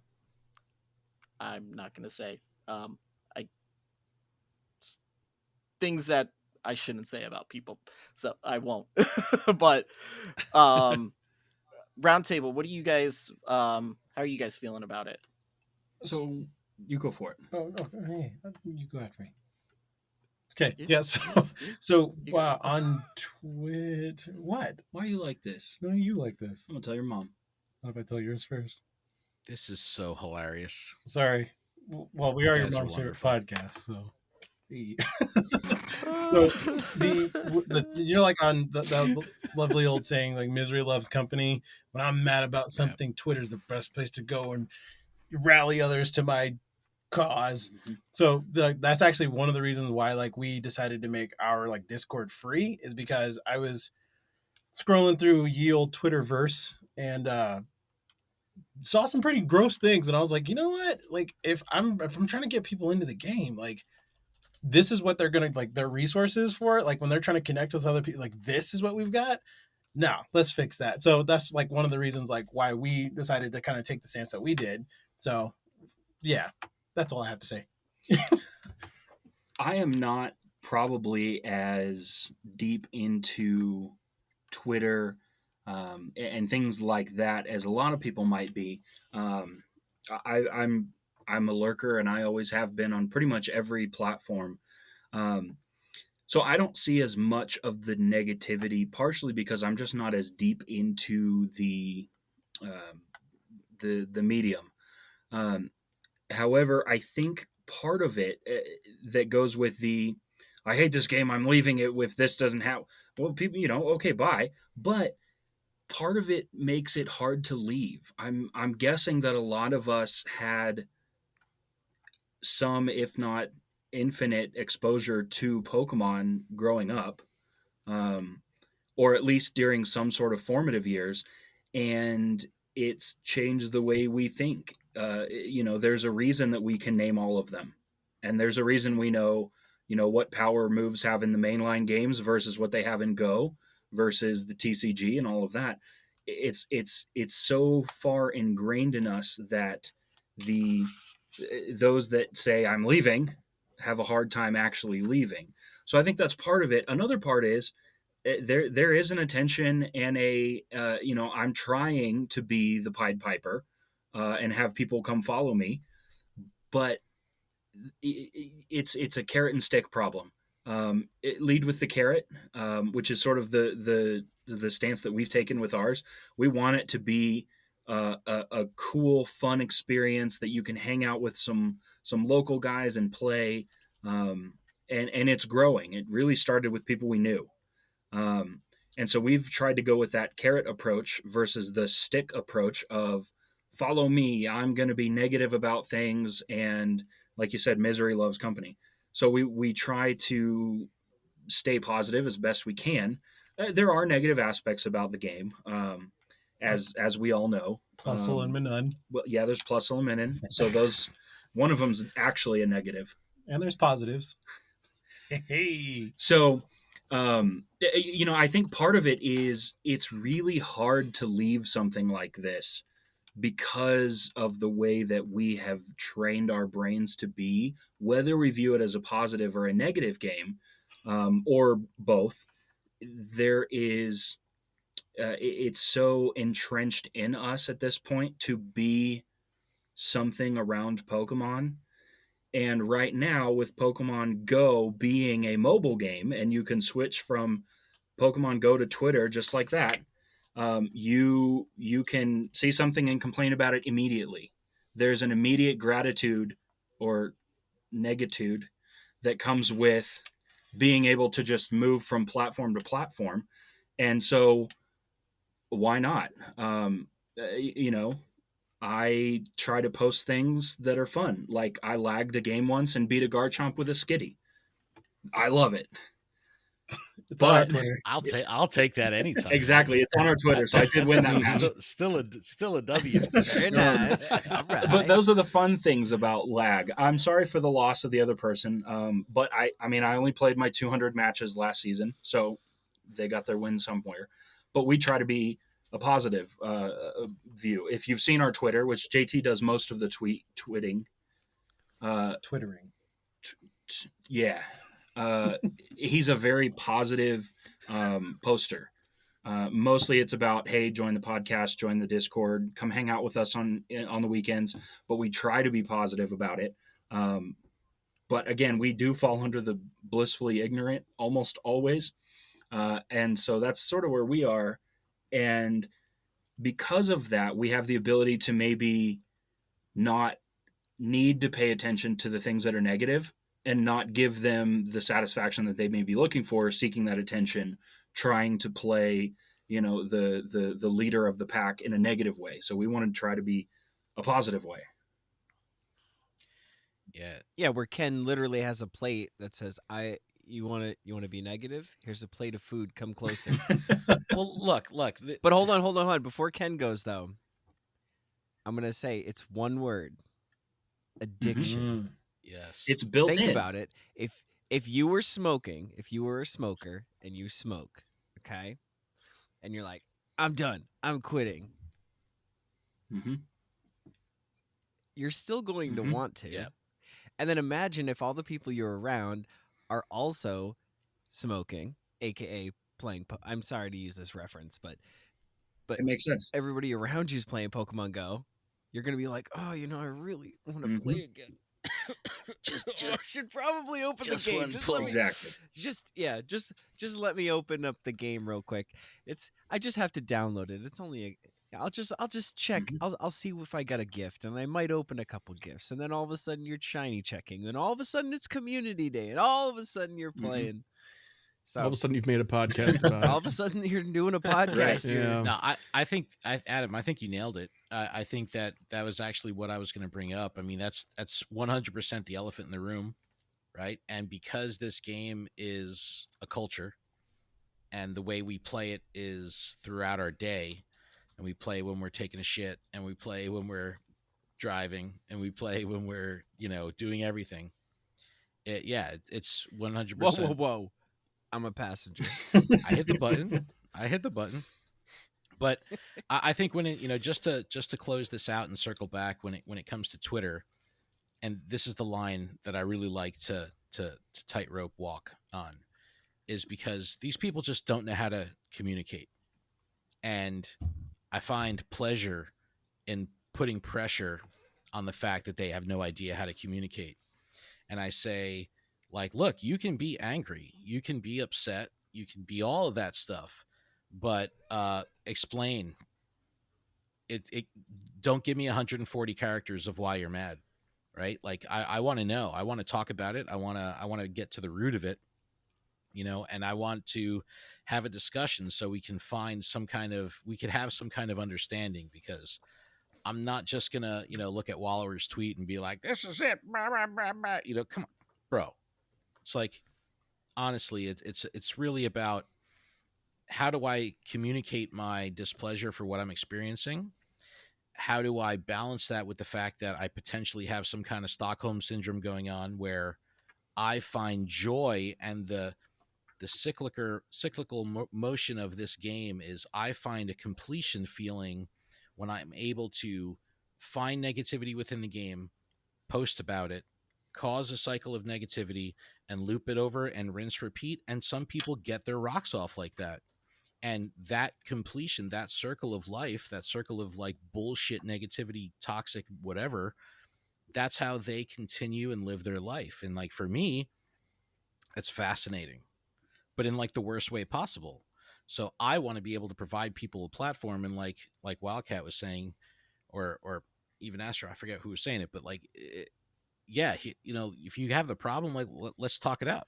like let's go for it. And a lot of times when that happens, they realize like, oh shit, I don't have a leg to stand on, and really all I had was a soapbox. And now that the soapbox is kind of a full platform and not just like this one little square, yeah, maybe my argument doesn't lie.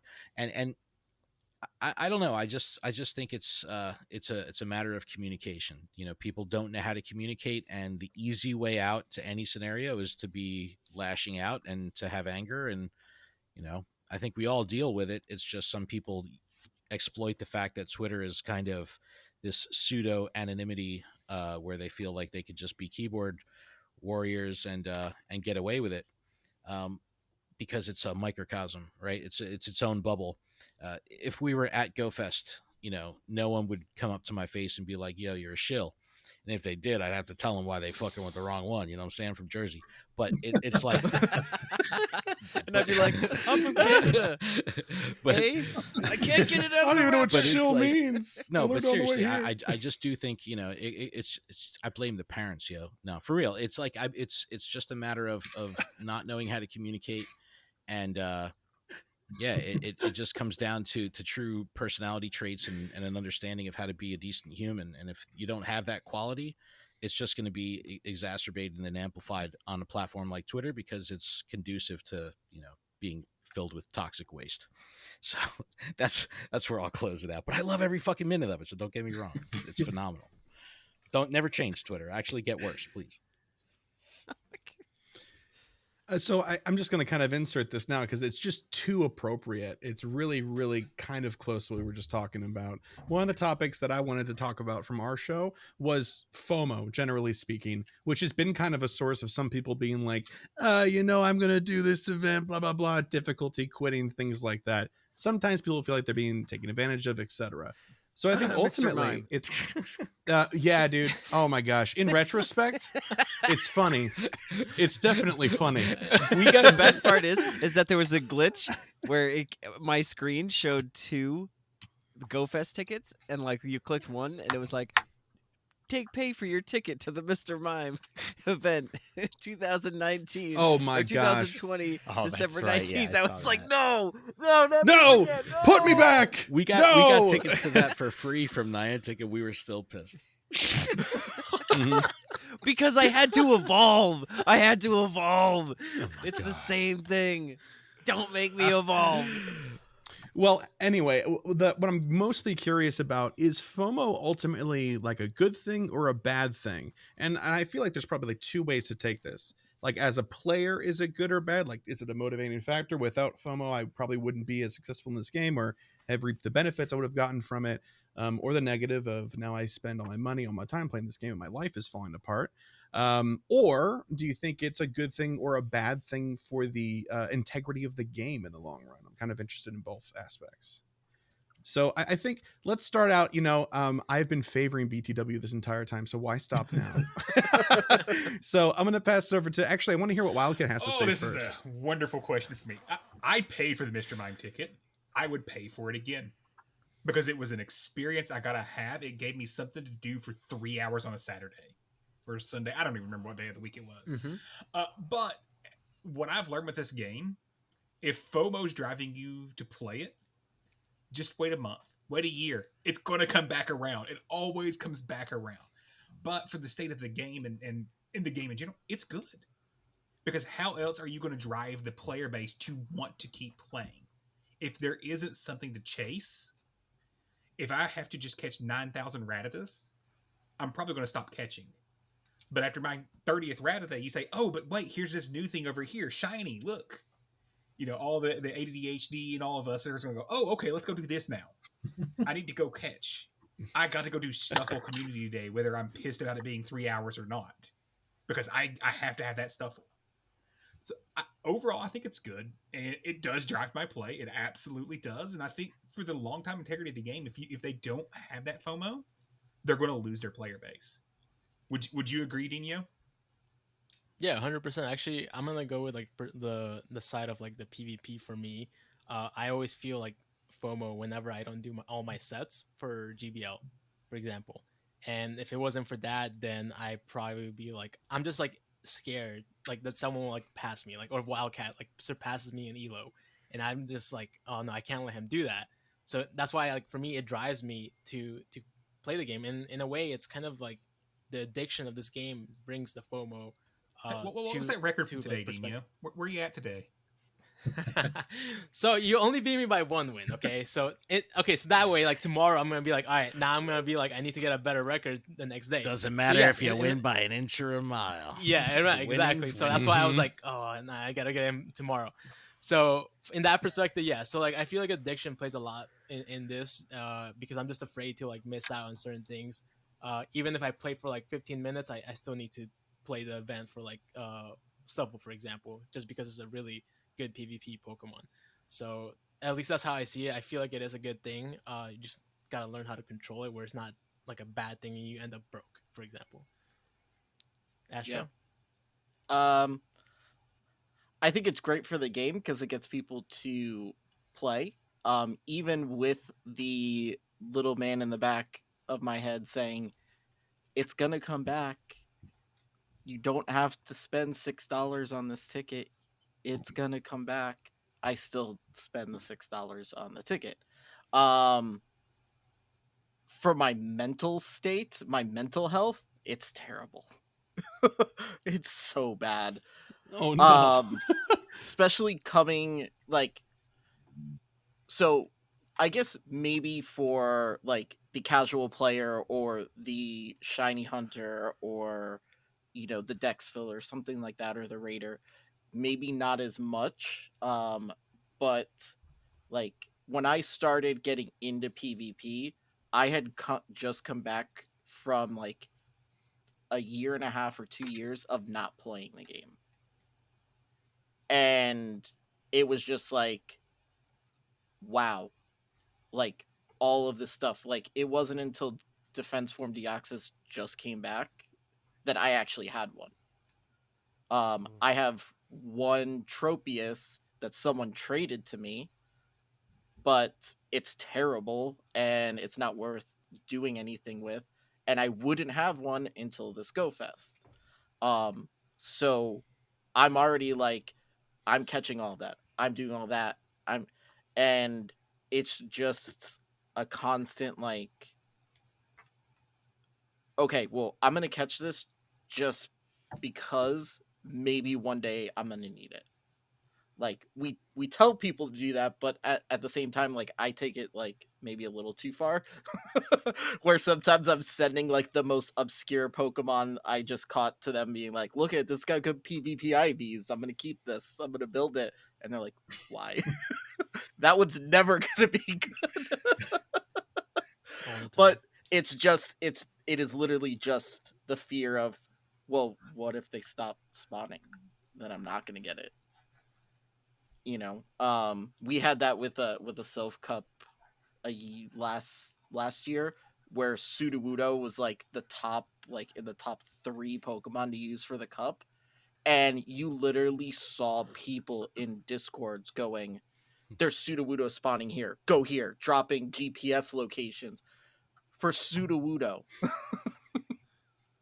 Like, it's just like, I didn't want to miss out, so I was one of those people who was driving my car 20 minutes away from my house to catch a Sudowoodo so that I had it for this cup. But like I said, for the game, it's great because they get a good portion of my money. That's right. So, Roundtable, what do you guys think?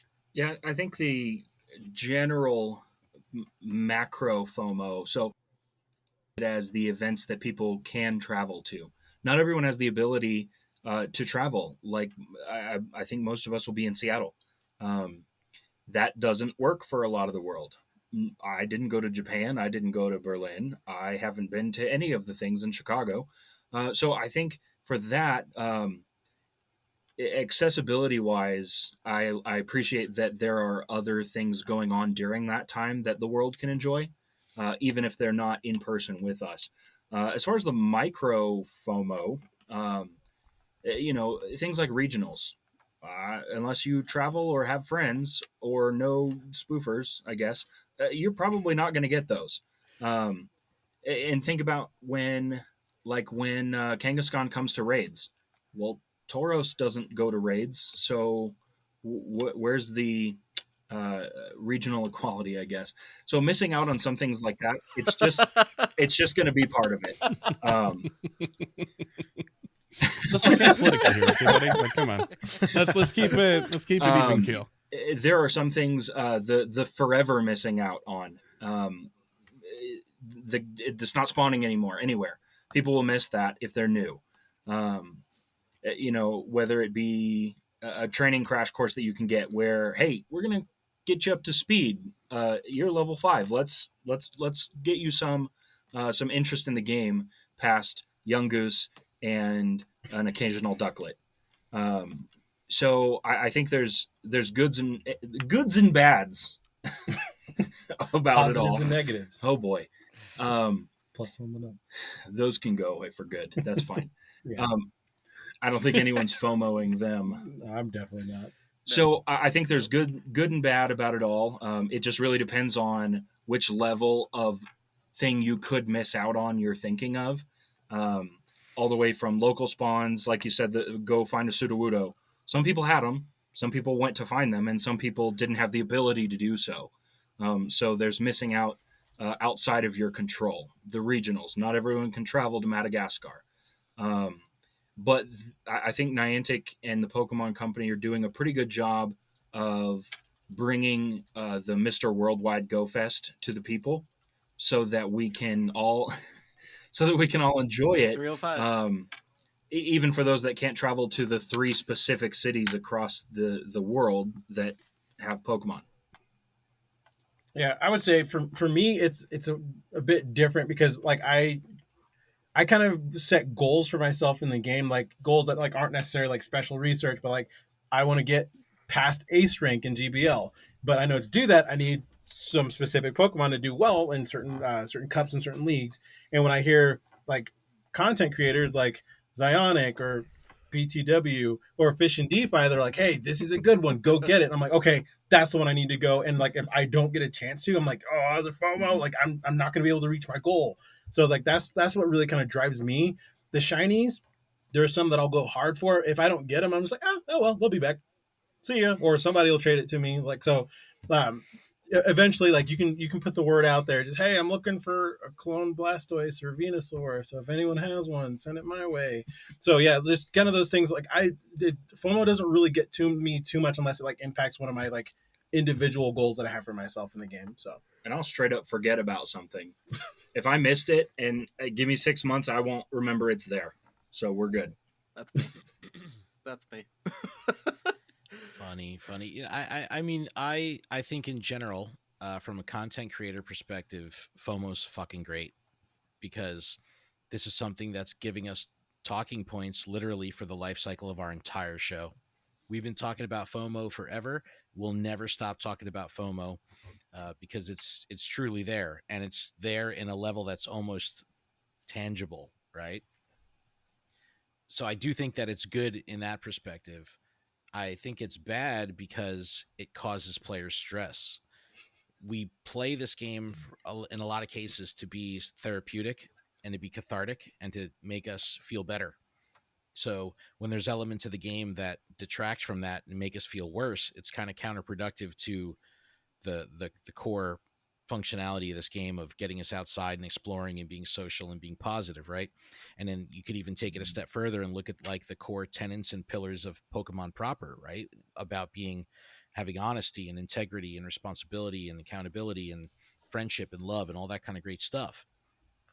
So when there's anything in the game that's directly causing stress on the player, I don't like that because I don't want people to be stressed out to a point where they're not having a good time, right? I want them to be swimming in serotonin, right? I want them to feel all the good shit. You know, I don't want them to be stressed out to the point where, they're losing their shit or they're scratching their skin, like I don't want any of that.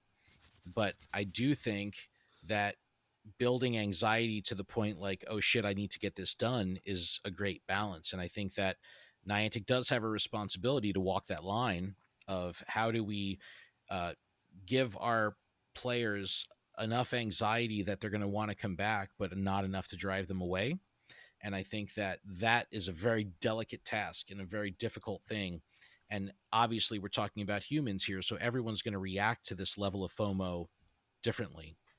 But I do think it's a good thing.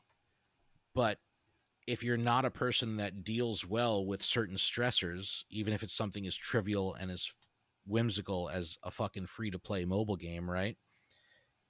Then there's more to it. And that's when I think it's a bad thing.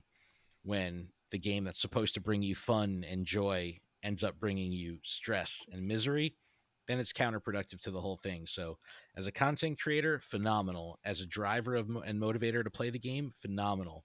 But anytime it crosses the fence of where it's starting to make you feel negatively or feel bad personally, then that's the limit. Because of the addiction thing, people can't draw the line and say, all right, hey, I'm feeling not in a great way, I need to back up right now. We don't have that ability a lot of times because we're fucking straight up addicted, you know? So, you know, you got to take the good with the bad, but I do love it. I do think it's an important component of the game, and it is an important component to keeping people loyal and coming back and maintaining that level of screen time. But I've seen Adam have a very different perspective of me, where like I could be go 110% from morning to night, and Adam's just like, no, I'm good. And it's just like, how could you possibly be good? Like how does that work? So yeah. So to piggyback on your, you think it's good for the game. It is good for the game. It's good in the general sense where, just like you said, like if a player misses something, like they're going to come back because they want it. If they didn't get shiny Rockruff, like, hey, they gave you a ton of time with Rockruff. And I do feel like it is kind of weird in the Adventure Week that they took Rockruff away because it's Rock. It makes sense that's this rough. week. Rockruff. Rockruff. Woof. No, and like that's like I don't understand that decision, but they took it away, so now people can have that FOMO after them like essentially giving us one and letting it be in raids forever. But I've learned through my years of doing this, FOMO doesn't affect me as it used to. It's more of less like just like you guys said, the Cocos, the Tapus, they're all going to come back. So I don't go as hard because I don't care. Like, I don't care to go after the hundo right now because my efforts could be more useful when there's a shiny check, when they come back. Let's just say they don't come back till next year. I'm okay with that. I'm okay with waiting. I don't need it today. I think you're the vast minority here in that, though, because and I'm it's just, because you have the time you have that level of I don't know if you want to call it like just the ability to draw that. Yeah, this ability to draw that line. I think a lot of people struggle with that. Yeah, I have a stick and I draw the line and I stay on one side. But the only time I cross that line is Delibird. Oh my god. And the only time that FOMO, and it's still to this day, kills me that I went so hard for the Delibird with the bow to the point where I was out until the event ended, like going out until midnight every day, like so where the thing switched, and I didn't get the shiny. I mean, I got it traded to me. Cheater. But at the same time, like, that killed me. I was so distraught. But even Delibird, like they gave me Delibird for the whole season. I was so excited. I caught Delibird all the time. And I even got a shiny one. So I'm a happy camper. I don't have anything to complain about. FOMO is fine. And I'm not the majority. But Chris, now circling back to you with your focus on goal setting, right? That FOMO could have a really adverse effect on you reaching the goals that you're setting forth, especially when you're trying to uphold an image of, Yeah. I need to do 10 Tapu Koko raids. You would Dude, that think summer that of it raiding, would I was have like, more bro, of an I hope he effect. makes it. Oh, yo, okay, all right. That was another life as far as I'm concerned, man. It was. Yeah. Oh my god. Oh man, 500 raids of summer was a very fun project. We did I did 500 raids in the summer and put them on a big Excel sheet. And we did it for charity. It was a good time. I'll never do it again. But as far as like FOMO is considered, I think our goal setting is actually sort of free of FOMO, so we're allowed to kind of explore it a little bit, because we have created a culture within our own goal setting in the show, like our microculture, that if you didn't get it done, that we're just going to laugh at you, and that's it. That's, it's funny, that's also part of the reputation just as much as it is setting the goals, right? But I think I've heard some really interesting things personally here from everybody else, and I think I'm going to go ahead and just pretty much agree with just about everybody, sort of across the board. It seems to be that FOMO is good for the game until it isn't, and FOMO is good for the player until it isn't. Yep. And like Ken was saying, it's Niantic's pole position really to sort of be the person at the front, at the helm, right? To steer that line. And when it doesn't feel good, we say that Mr. Mime ticket felt real bad. But like, we don't see people screaming about, Mewtwo coming back in a couple of weeks after it not being around for so long. Oh, I had to work so hard for my Mewtwo or whatever. That sort of stuff just doesn't exist anymore. People don't really care as much. And I think that's ultimately just good. wait till Dino Community Day and you'll hear it all again. I'm sure. Oh my gosh. All those GoFest raids. Oh my god. I don't regret any of them. I don't either. No. What about you, Kyle? FOMO? Yay, nay? I'm going to be honest. I don't know what kind of response I was expecting from this group of people, but I don't think I got the one I was expecting. Wasn't expecting a full agreement that FOMO is good and positive, or as positive as can be. And I find listening to everybody is like, wow, I actually do agree, especially with Ken and how Ken put it. As a content creator, FOMO is great. We tell the story all the time. 3 years ago, Chris and I worked at Starbucks together, and I'm like, can't make a podcast about Pokemon Go. What are you talking about? 4 years ago. Oh my god, I'm sorry. It's been 4 years. Look, that was one strong comment. The last 2 years are 1 year. Can we all agree? It does spend time to play games, so who knows what wormholes, man. There you go. Yeah. But so there's so much to talk about, and that's great as somebody who makes content. And it also makes you want to play the game until they tweak it too much, and then it's bad. I see it especially a lot with eggs. The FOMO around eggs is probably the worst in the game for me personally. But that's just because it's a semi-frustrating. It's like putting $1 in the change machine, and then the change doesn't come out. It's like, what? Let me put another $1 in. Hold on. Let me see. Exactly. I think it must have been my $1. We keep doing it. Why is the claw not picking it up? It just keeps.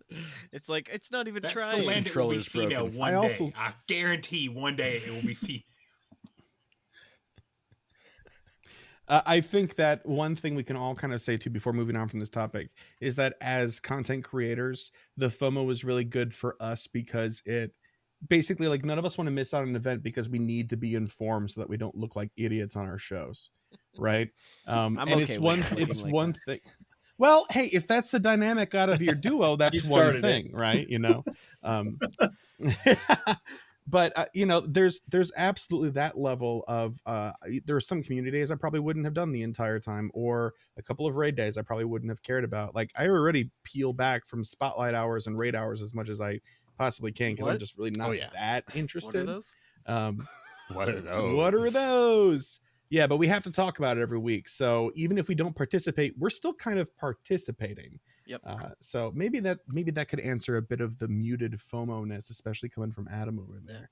I don't like the fact that you're not as much on the hook as the rest of us. You think you're better than us? Is that what you're saying? I think Not that's at all. what he's saying. I might just be. Oh, worse okay. I than just wanted to you, make sure. Yeah. Oh, okay. Fair. Nice. but in the best possible way.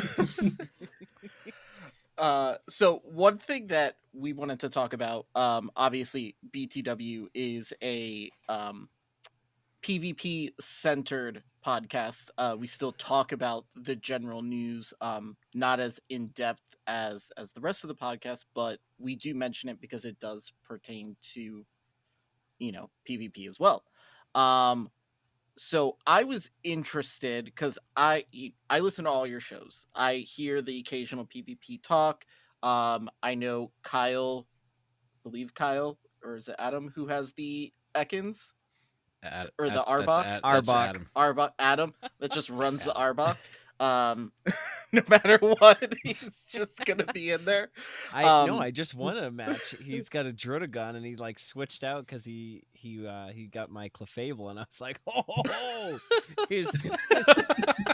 and like he did everything he could to knock out my Clefable and I'm like, oh, my Dragon Breath Arbok coming in hot. It was like 3 hits and it died. I was like, yes. And Kyle gives the the stats on moves and stuff like that. Generally more towards rating, but he does drop what it is for PvP. Now, most of our listeners and we share a lot of listeners know BTW's view on GBL and how we feel about the state of GBL and things like that. But I'm very interested as casual GBL players, what you guys think when you're playing it.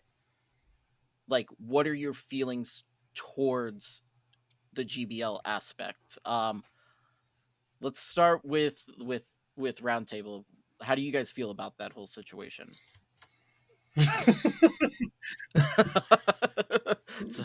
You guys. So I'm more of the PvP person. Honestly, when PvP first came out, I did not care about it at all until I saw that you could get poses once you hit like the top rank, and I was like, yo, poses. And then they were like, Niantic got me at that point. So I was like, I'm battling at all times. And I kind of fell in love with it. I'm still chasing that pose. Finally got it this interlude season, but does that really count though? Because even I got it. Hey, it counts. Win's a win. Counts. Okay. So like it's just definitely interesting, like kind of seeing like my transition from like being a casual battler to a hardcore player, because I didn't know what Pokemon to use. Like I was just like, oh, I like Charizard and I like Blaziken. Emboar is okay, but let's go with the fire type team, and then people would stop me and I'm like, okay, don't do that. So then I kind of like was looking for like other resources, and I feel like we actually talked about it on our show, just kind of like when you are starting out in PvP, there's nothing. Like it's just like, hey, a little white hand, swipe on these bubbles. That's it. I started playing this other game, and it's like when you do PvP, you are locked, like you fight bots for the first 20 levels. They're like, okay, this is one thing that you can use. This is a mechanic that you can like, exploit in the game. Like it's really cool to see like how they're like actually teaching you. And then once you hit level 20, now try it out. All the things that we taught you. So like it's definitely, I wish there was a bit more of that instead of having to like, okay, yeah, no. So, okay, right there, what you did. And it's awesome. It's a kind of a double-edged sword because you can like use that to like kind of help build community and like bring people into the PvP scene. But at the same time, if you don't have like access to a community and you're trying to learn yourself, like that's not great, because you're going in with like Skitties versus Dragonites. Like, hey, maybe the Skitty has a charm that'll charm it down, but hey, you never know. So I think it could be a lot more user friendly when it comes to newer people. Yeah, I think for me, you're gonna put us out of business. I would say less than casual. I play when there are more interesting bits to it. I'm not just going to jump into a Master League because everyone's going to run a Dialga and a whatever. And for me, I pretty much made rank 20 this season in Love Cup, and then I was done. I'm here for Pica Libre. Pose is nice, but I want the Pica Libre. I want the Pokemon rewards from doing things. I'll do a Little Cup. I've got teams built for Little Cup, and I'll do it. And then Little Cup is done, and it's back to something, Master League Classic or mix remix or whatever it is, and I'm out. I'll do it for fun, and I'll do it for the people. I'll try to run something fun or spicy or whatever. I mean, I may be the only person that's beaten Garchomp with a Skitty. But I'm here for the really lighthearted, fun parts about it. I'm never going to make it to rank 24. I may make it to rank 7 because I have to do a certain amount of battles to do my research tasks and things like that. But as far as the PvP portion of the podcast for the people, that as it exists, it's quicker to catch something than it is to sit there and battle someone or someone's 5 times or 25 times. I will lose often, and I don't like it. And so I stop. It's not always worth the frustration for me when I inevitably lose 3 to 5 of my 5 sets. So I do fine. I've got great records. It doesn't really tickle the pickle, as it were. Tickle. So there's some pretty, he really wants to learn and get into it. I'll build something because I'm doing a meta with our group or something like that. But I'm not entrenched, and he's becoming entrenched. But that's kind of where we are. As far as the new people on the squad versus, Papa Ken and company, what do you guys think? Where are you with this whole PvP and what does it do for you? Well, for one, it brings the community together. That's the strongest point in PvP. It's impossible to play solo, right? You could talk about team leaders, you could talk about Team Rocket, but while the mechanics are the same as PvP, it's not real PvP, right? It's not player versus player. It's still a PvE and a PvP setting. So the fact that it necessitates multiplayer is the best part about it, right? Because it brings people together no matter what, whether they're remote or in person. So you could be casual, you could be hardcore, you still need a second person to tango, right? It takes 2 to tango. So I think that the casual and the hardcore, while they're both experiencing that multiplayer thing, the priority of where this falls in how they engage with the game is usually the opposite. You have a casual player who loves catching Pokemon, loves raiding, or loves shiny hunting, and they may not be a huge fan of PvP, but they do it because they have to, because it's part of a quest or something like that. And then you have your hardcore PvP people who don't like raiding, but they do it because they have to. You know what I mean? So you have this interesting juxtaposition of priorities, and because of that, we get this nice symbiotic balance between hardcore and casual. So I think it's really fun, the dynamic between the two. I think the two like it for completely different reasons, but the bridge is the fact that they have to come together to both share that experience. So, not to be all fucking wholesome and shit, but that's what I'm talking about. That's why I think it's so cool, is because it pulls everyone together, and we're all liking it for different reasons, which amplifies Adam's point from before. We all play this game differently, and we can all enjoy it differently, even though we're all playing the same exact game. Yeah, let's get different. So my favorite thing is to find the perfect PvP. So a rank 1 would be ideal, because that's like a hundo. Only I get weird stuff, and I enjoy the stat reducing moves. So that my Piplup is my go-to, and my Arbok is my go-to. Clefable has been like those 3 on a team have been like my favorite, and I get pretty into PvP. I do enjoy it a lot more than I let on, but it's really hard because I always feel like somebody's got like the perfect team to go against me, and I'm like, how? Every time. Algorithmed. Yeah, no. That's the thing, and We don't. or like We I'll don't say that literally word. be like 2 flyers and like a water type or something, and like all they have is lightning, and I'm like, how is that even possible? It's because the game looked But at your I- parties before they but- match you together and put you together so that you can get fucked. That's all. Mhm. Well, Simple. okay, so Come on. but I do really enjoy PvP though.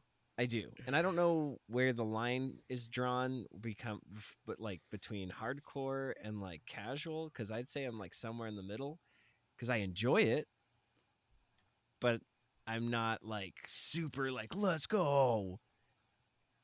But I enjoy it. Like that's what I enjoy. So I have like a rank 1 Electros. Like that is a weird wiggly thing that I enjoy playing with as well. Oh, yeah. Same. No, but Ooh. and then I was just looking through my stuff, and I had like a Tangela, and it said PvP 1, so I was like, oh, and like I just checked on Pokegenie to find out, and it's like rank 1 Tangrowth, so I was like, oh, I'll evolve it right now. See, there you go. That's why he evolves. That's how he evolves. Yeah, exactly. So if there's a reason, it makes sense to me. If it's shiny or a hundo or a rank 1, and I can use it and play with it, it makes sense. I don't know. We need to hear from the experts. Dino, Yeah. like help us here. Yeah, no, like the thing for me, I actually noticed that for the most part, there's actually a huge difference between casual players, battlers, and hardcore, and that is molding. Like the hardcore players are the ones that get really competitive and will, like, I've battled people that are really hardcore players, and I'm like, good games, and they're like, not good games. I'm like, okay, relax, bro. So like those things, like that's how I know they're like hardcore players, because they don't like to lose. And when I face somebody like that's casual, they'll just be like, oh, that was like a fun game, like thank you for the battles, and like kind of like Adam said, he like enjoys it, and that's how I know like there's like huge difference between that, because hardcore players, they're just like they actually use meta teams, and they're just hardcore players, and they don't I can see that they don't really enjoy it as much as other players. There's very few hardcore players that actually enjoy while they're playing. I was gonna say, because I don't like to lose, but I lose all the time. But I'm so good at it. Yeah, so for the most part, at least that's what I see, like the difference like between those two. Yeah, I think Nino. I think the other thing there is, and this is kind of where BTW came into existence, was trying to be a resource to help those casual players that want to become the hardcore players.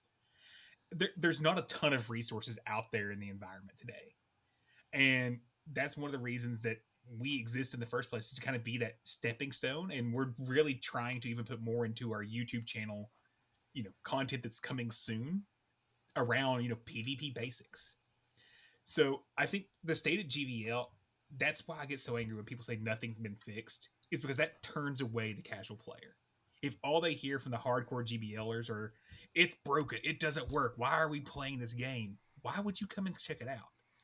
So I have an interesting, because I know Chris is not a hardcore PvPer, but he grabbed a ticket for Columbus. So Chris, what pulled you into competing in PvP?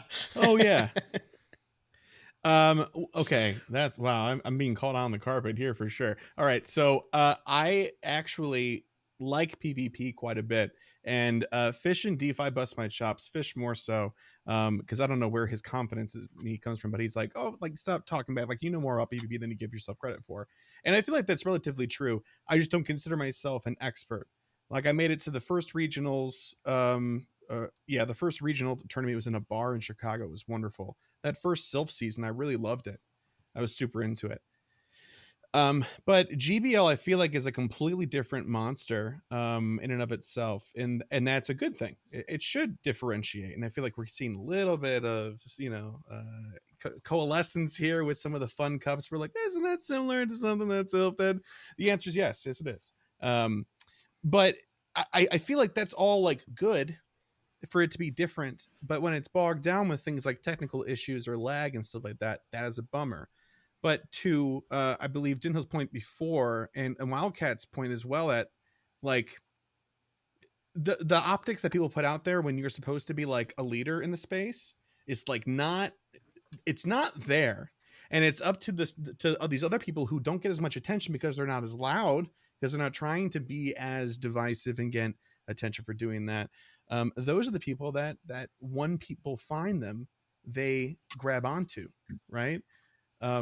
So really early on, Kyle and I realized that we didn't really have the specialty to talk about that for the amount of people that we were talking to that listened to our show. And so, Fish and DeFi are wonderful PvP battlers on their own, and they're awesome content creators on their own as well. And they came in and really filled that spot for us. And the amount of positive feedback we've gotten from that edition is exactly what Wildcat, you were just describing about. People want a resource. They're really hungry for it, and they're just like, yeah, we had emails all the time. I don't listen to the rest of the show. I just listen to PvP Corner, right? And we're like, good, that's awesome. We love it. We'll forward this to their email address. I don't know why you sent it here, but yeah. Anyway, I'd love to hear what Kyle has to say because I'm just coming from a casual experience. So like, I don't really see all the hardcore stuff like lag and frame drops. I like almost never see it. So I don't know, Kyle, you kind of hit it hard every once in a while, once in a blue moon. No, I'll keep it very brief. I like Pogo PvP, but I don't play it basically at all. And the only reason, it's very simple. It's too time consuming. It takes too much time to play it for the amount of enjoyment I get out of it, which is still a positive amount. It doesn't make me upset to play GBL. And like that's about it. I don't have any experience with any of the lag or the frustration that I know plagues the community. So I kind of leave that to people who I know understand it better than I do. Yeah, kind of Chris, did you have something to finish up here? I just wanted to say really quick to Wildcat, talking about the ticket I got to regionals. I just got lucky with it. I just happened to be in queue, wave number 2, and I will not squander the opportunity. I promise you, I will try my darndest. And despite having no training up until now, maybe I'll do some. You can always come on Twitch with me. We'll be more than happy to do some team building and practice. All right, I better see you in my DMs, man. Let's do it. That sounds like fun. Good stuff. So sort of speaking off of the, very casual, very hardcore, sort of in the middle players, it's not just for PvP. It can bleed not only into the game itself, but outside of the game itself. So what we were trying to think of is, are there any ways that, and for those listening, the term gatekeeping, are there any times where you have experienced gatekeeping? Now, I understand you are all further in than we are into this side of the community. But, did you experience gatekeeping early on? Were there people that were, further into it? Sort of what are your experiences maybe with gatekeeping and hopefully not being a gatekeeper? So, we want to hear. I want to go straight to the old man himself, Ken and Adam. What are some ways that you may have experienced this, so that we can look to avoid it in the future? I saw a lot of it on Discord. Right, it was people guarding their digital communities, and by extension, the IRL communities. Right, you had this weird subgrouping at raids. You had a group of 7 people over there, and then the 2 people in the corner going like, oh, I just want to be part of the group, right? And then you had the transition, the migration from Facebook to Discord, and Discord's being invite only, and you had to know a secret handshake to get in, and all this kind of weird shit, or the secret code, Pidgey, exactly, or pay, like, if you want to be in the Lured Up Discord, you have to pay to be our friend. Sorry guys. But it's like, no, it's just a matter of people covet their communities, and people are exceptionally passionate and proud of the culture they create. And while they want to maintain that in the integrity of that culture, sometimes that comes off as being gatekeeper because they're scared of, people infiltrating and influencing the culture that they've created. So they could be gatekeepers and not really understand it. Now, Adam, I know you could talk to this better than I, but like even in the TCG, there's exceptional amount of gatekeeping there, because yes, the TCG world is way more pay to win. So anyone, Yeah, if you don't have the latest cards, like don't even try to go. So it's a really interesting dynamic. But I think that when it comes to gatekeeping, it definitely is an issue in both the IRL and the digital setting, because I think just people are very proud of the culture they've created, and they don't want it to be tarnished by outside influence, and that sometimes comes off as gatekeeping, or sometimes it could be completely intentional, where they're just like, fuck you, you're not cool, you can't be in the cool guy club, kind of thing. So it's yeah, I definitely think that it's, anytime you have a community of passionate people, that's it's going to be something you're going to have to deal with. For sure. Chris? Yeah. Okay. So, I was just kind of like listening to you talk, and I was having flashbacks very similarly to these online communities, because there was no in-game communication.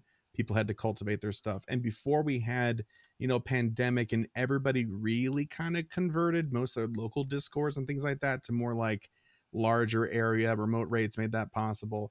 It was kind of stringent before. They're like, what's your area code? Stuff like that. Like, you don't belong here. It's like, well, I work here and I live somewhere else, so let's find a middle ground. But I really haven't experienced too much gatekeeping. And one thing I wanted to say was actually kind of to the opposite. One thing I have seen almost no example of, which I expected to see, was when people don't know anything about Pokemon and they're at a raid, but they have their raid team because they're like, I got these Tyrannitars and I'm ready for this, right? When they say, almost sheepishly, like, oh, this is my first Pokemon game or whatever, like if that comes up in conversation, everybody is just like, that is so cool. I love that for you. That's fantastic. Do you have a Switch? I'd recommend this title as well. Oh, you like this Pokemon? That Pokemon came out in this version. I have all these memories from it, blah, blah, blah. And it like, just everybody's so welcoming. And I think it's because this was earlier to the whole haters conversation before, like the anonymity drops down and people are like, oh, I should be decent. That's probably the better way to go. Have you faced any social persecution there, Kyle? Are you doing okay over there? No, actually, I was just gonna say, like you said, almost exclusively the opposite. At least in the Go community in particular, it's the most welcoming community I've ever been a part of in terms of video games. And I've played a lot of video games in the 29 years that I've been alive. And I think that's fantastic. I've never had someone be like, no, you can't be like this because it has to be like this. And it's just a great experience. Obviously people do that online, and I'm not counting that because everyone's awful online, as Ken said.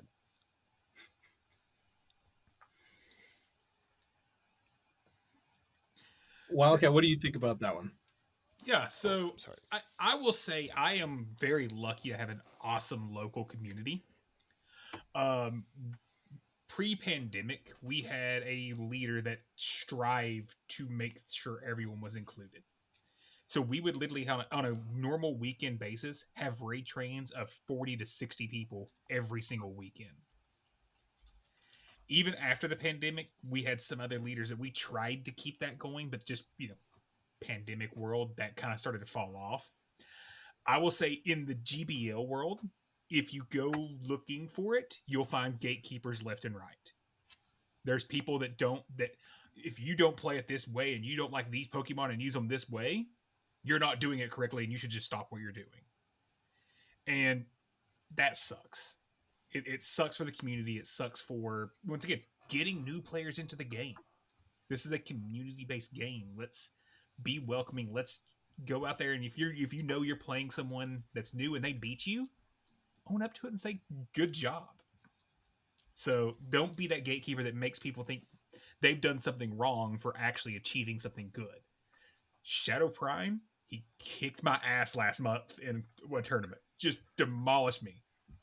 Astro beat me. It happens. We all take L's. Hey. So that part of the gatekeeping in the PvP community really does bother me, and it needs to get better. But overall, I think most of the Pokemon landscape for Pokemon Go is very welcoming. As Adam said, if you look at the TCG or the VGC community, those are as more toxic than you could ever imagine from a welcoming standpoint. So that's it. Astro, anything to close out here, man? No, not really. I think you guys all nailed it pretty well. Actually, we had probably another hour worth of content that that's lowballing it, lowballing man. it. We've ventured into we're getting close into BTW episode time here. Ken's like, it's over an hour. It's over an hour. Like that 55 minutes spot. Yeah. I mean, I had a blast doing this. I think maybe we'll have a part 2 to continue this at some point. Let's just fucking always do this all the time. Why not? I'm in. Yeah. Absolutely. I'm down. This is great. If you guys want, the listeners want to see more, hear more of it, email shows. It doesn't matter what show, just email and just say like, hey, do this more, do it more. And we'll set it up and we'll do it, because this is probably minus our show, and this is like the most fun 2 hours I've spent probably in about a week. So I appreciate it. It's 3 hours. Is it 3 hours? No, it's 2. It's 2 hours and 20 minutes, sir. That's almost when that's edited and the music's that's added, like 4 days. and the outro song, yeah, that's about 4 hours. So we'll just kind of wrap it up here. So like I said, we're all podcasts. We're gonna, I don't know, most of our listeners maybe listen to other podcasts. Some of us don't. I'm not sure how that works. I know we have a lot of people in all Discords.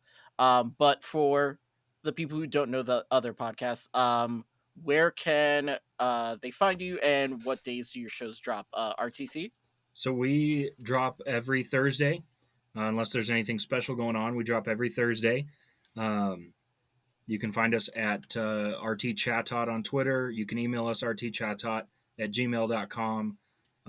You can come to my house. We can hang out.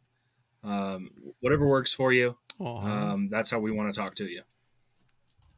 His address will be in the show notes. Ken?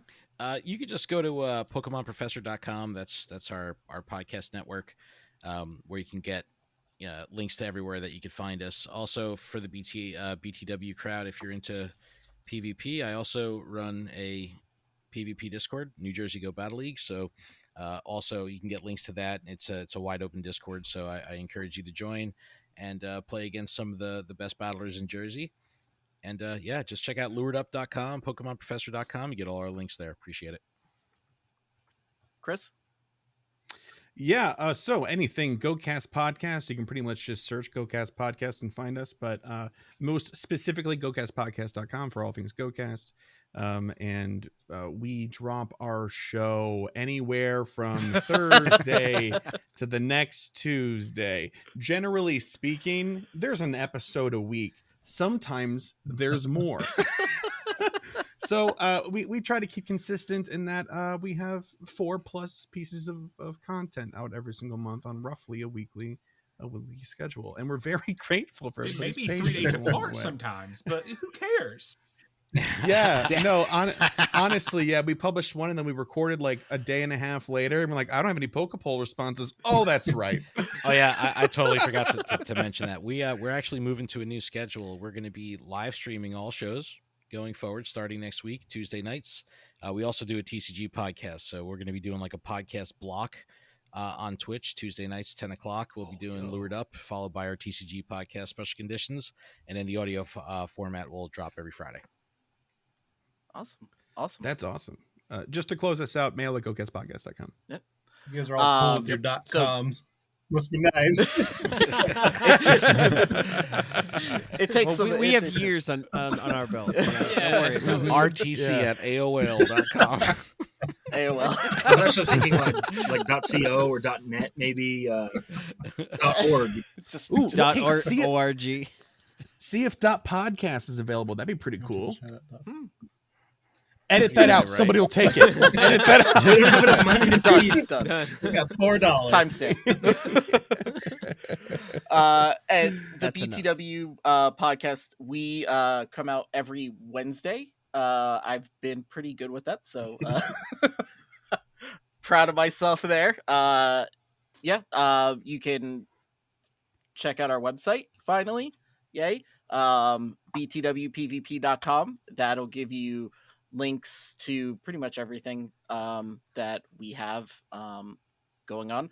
I know Roundtable isn't, but we're all pretty much supported by our listeners.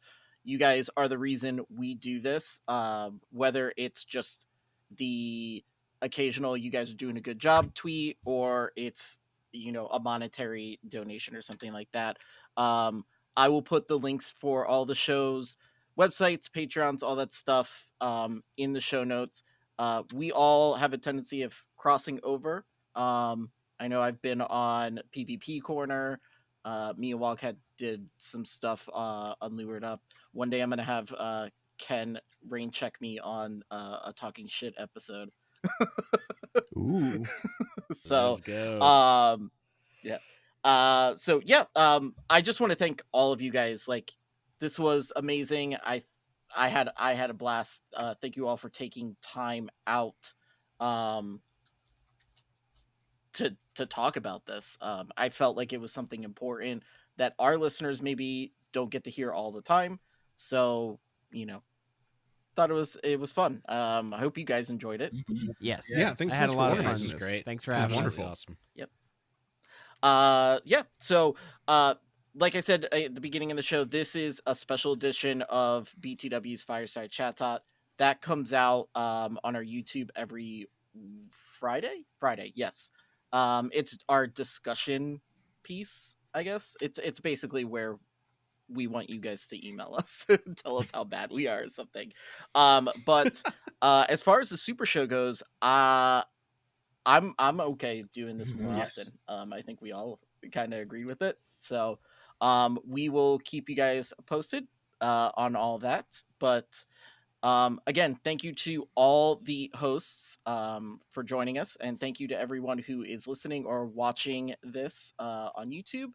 And I guess until we meet again, stay sharp, stay strong, and stay super. Oh, yeah. Awesome. Thanks, everybody. Bye. See you Have guys. a good night. Bye.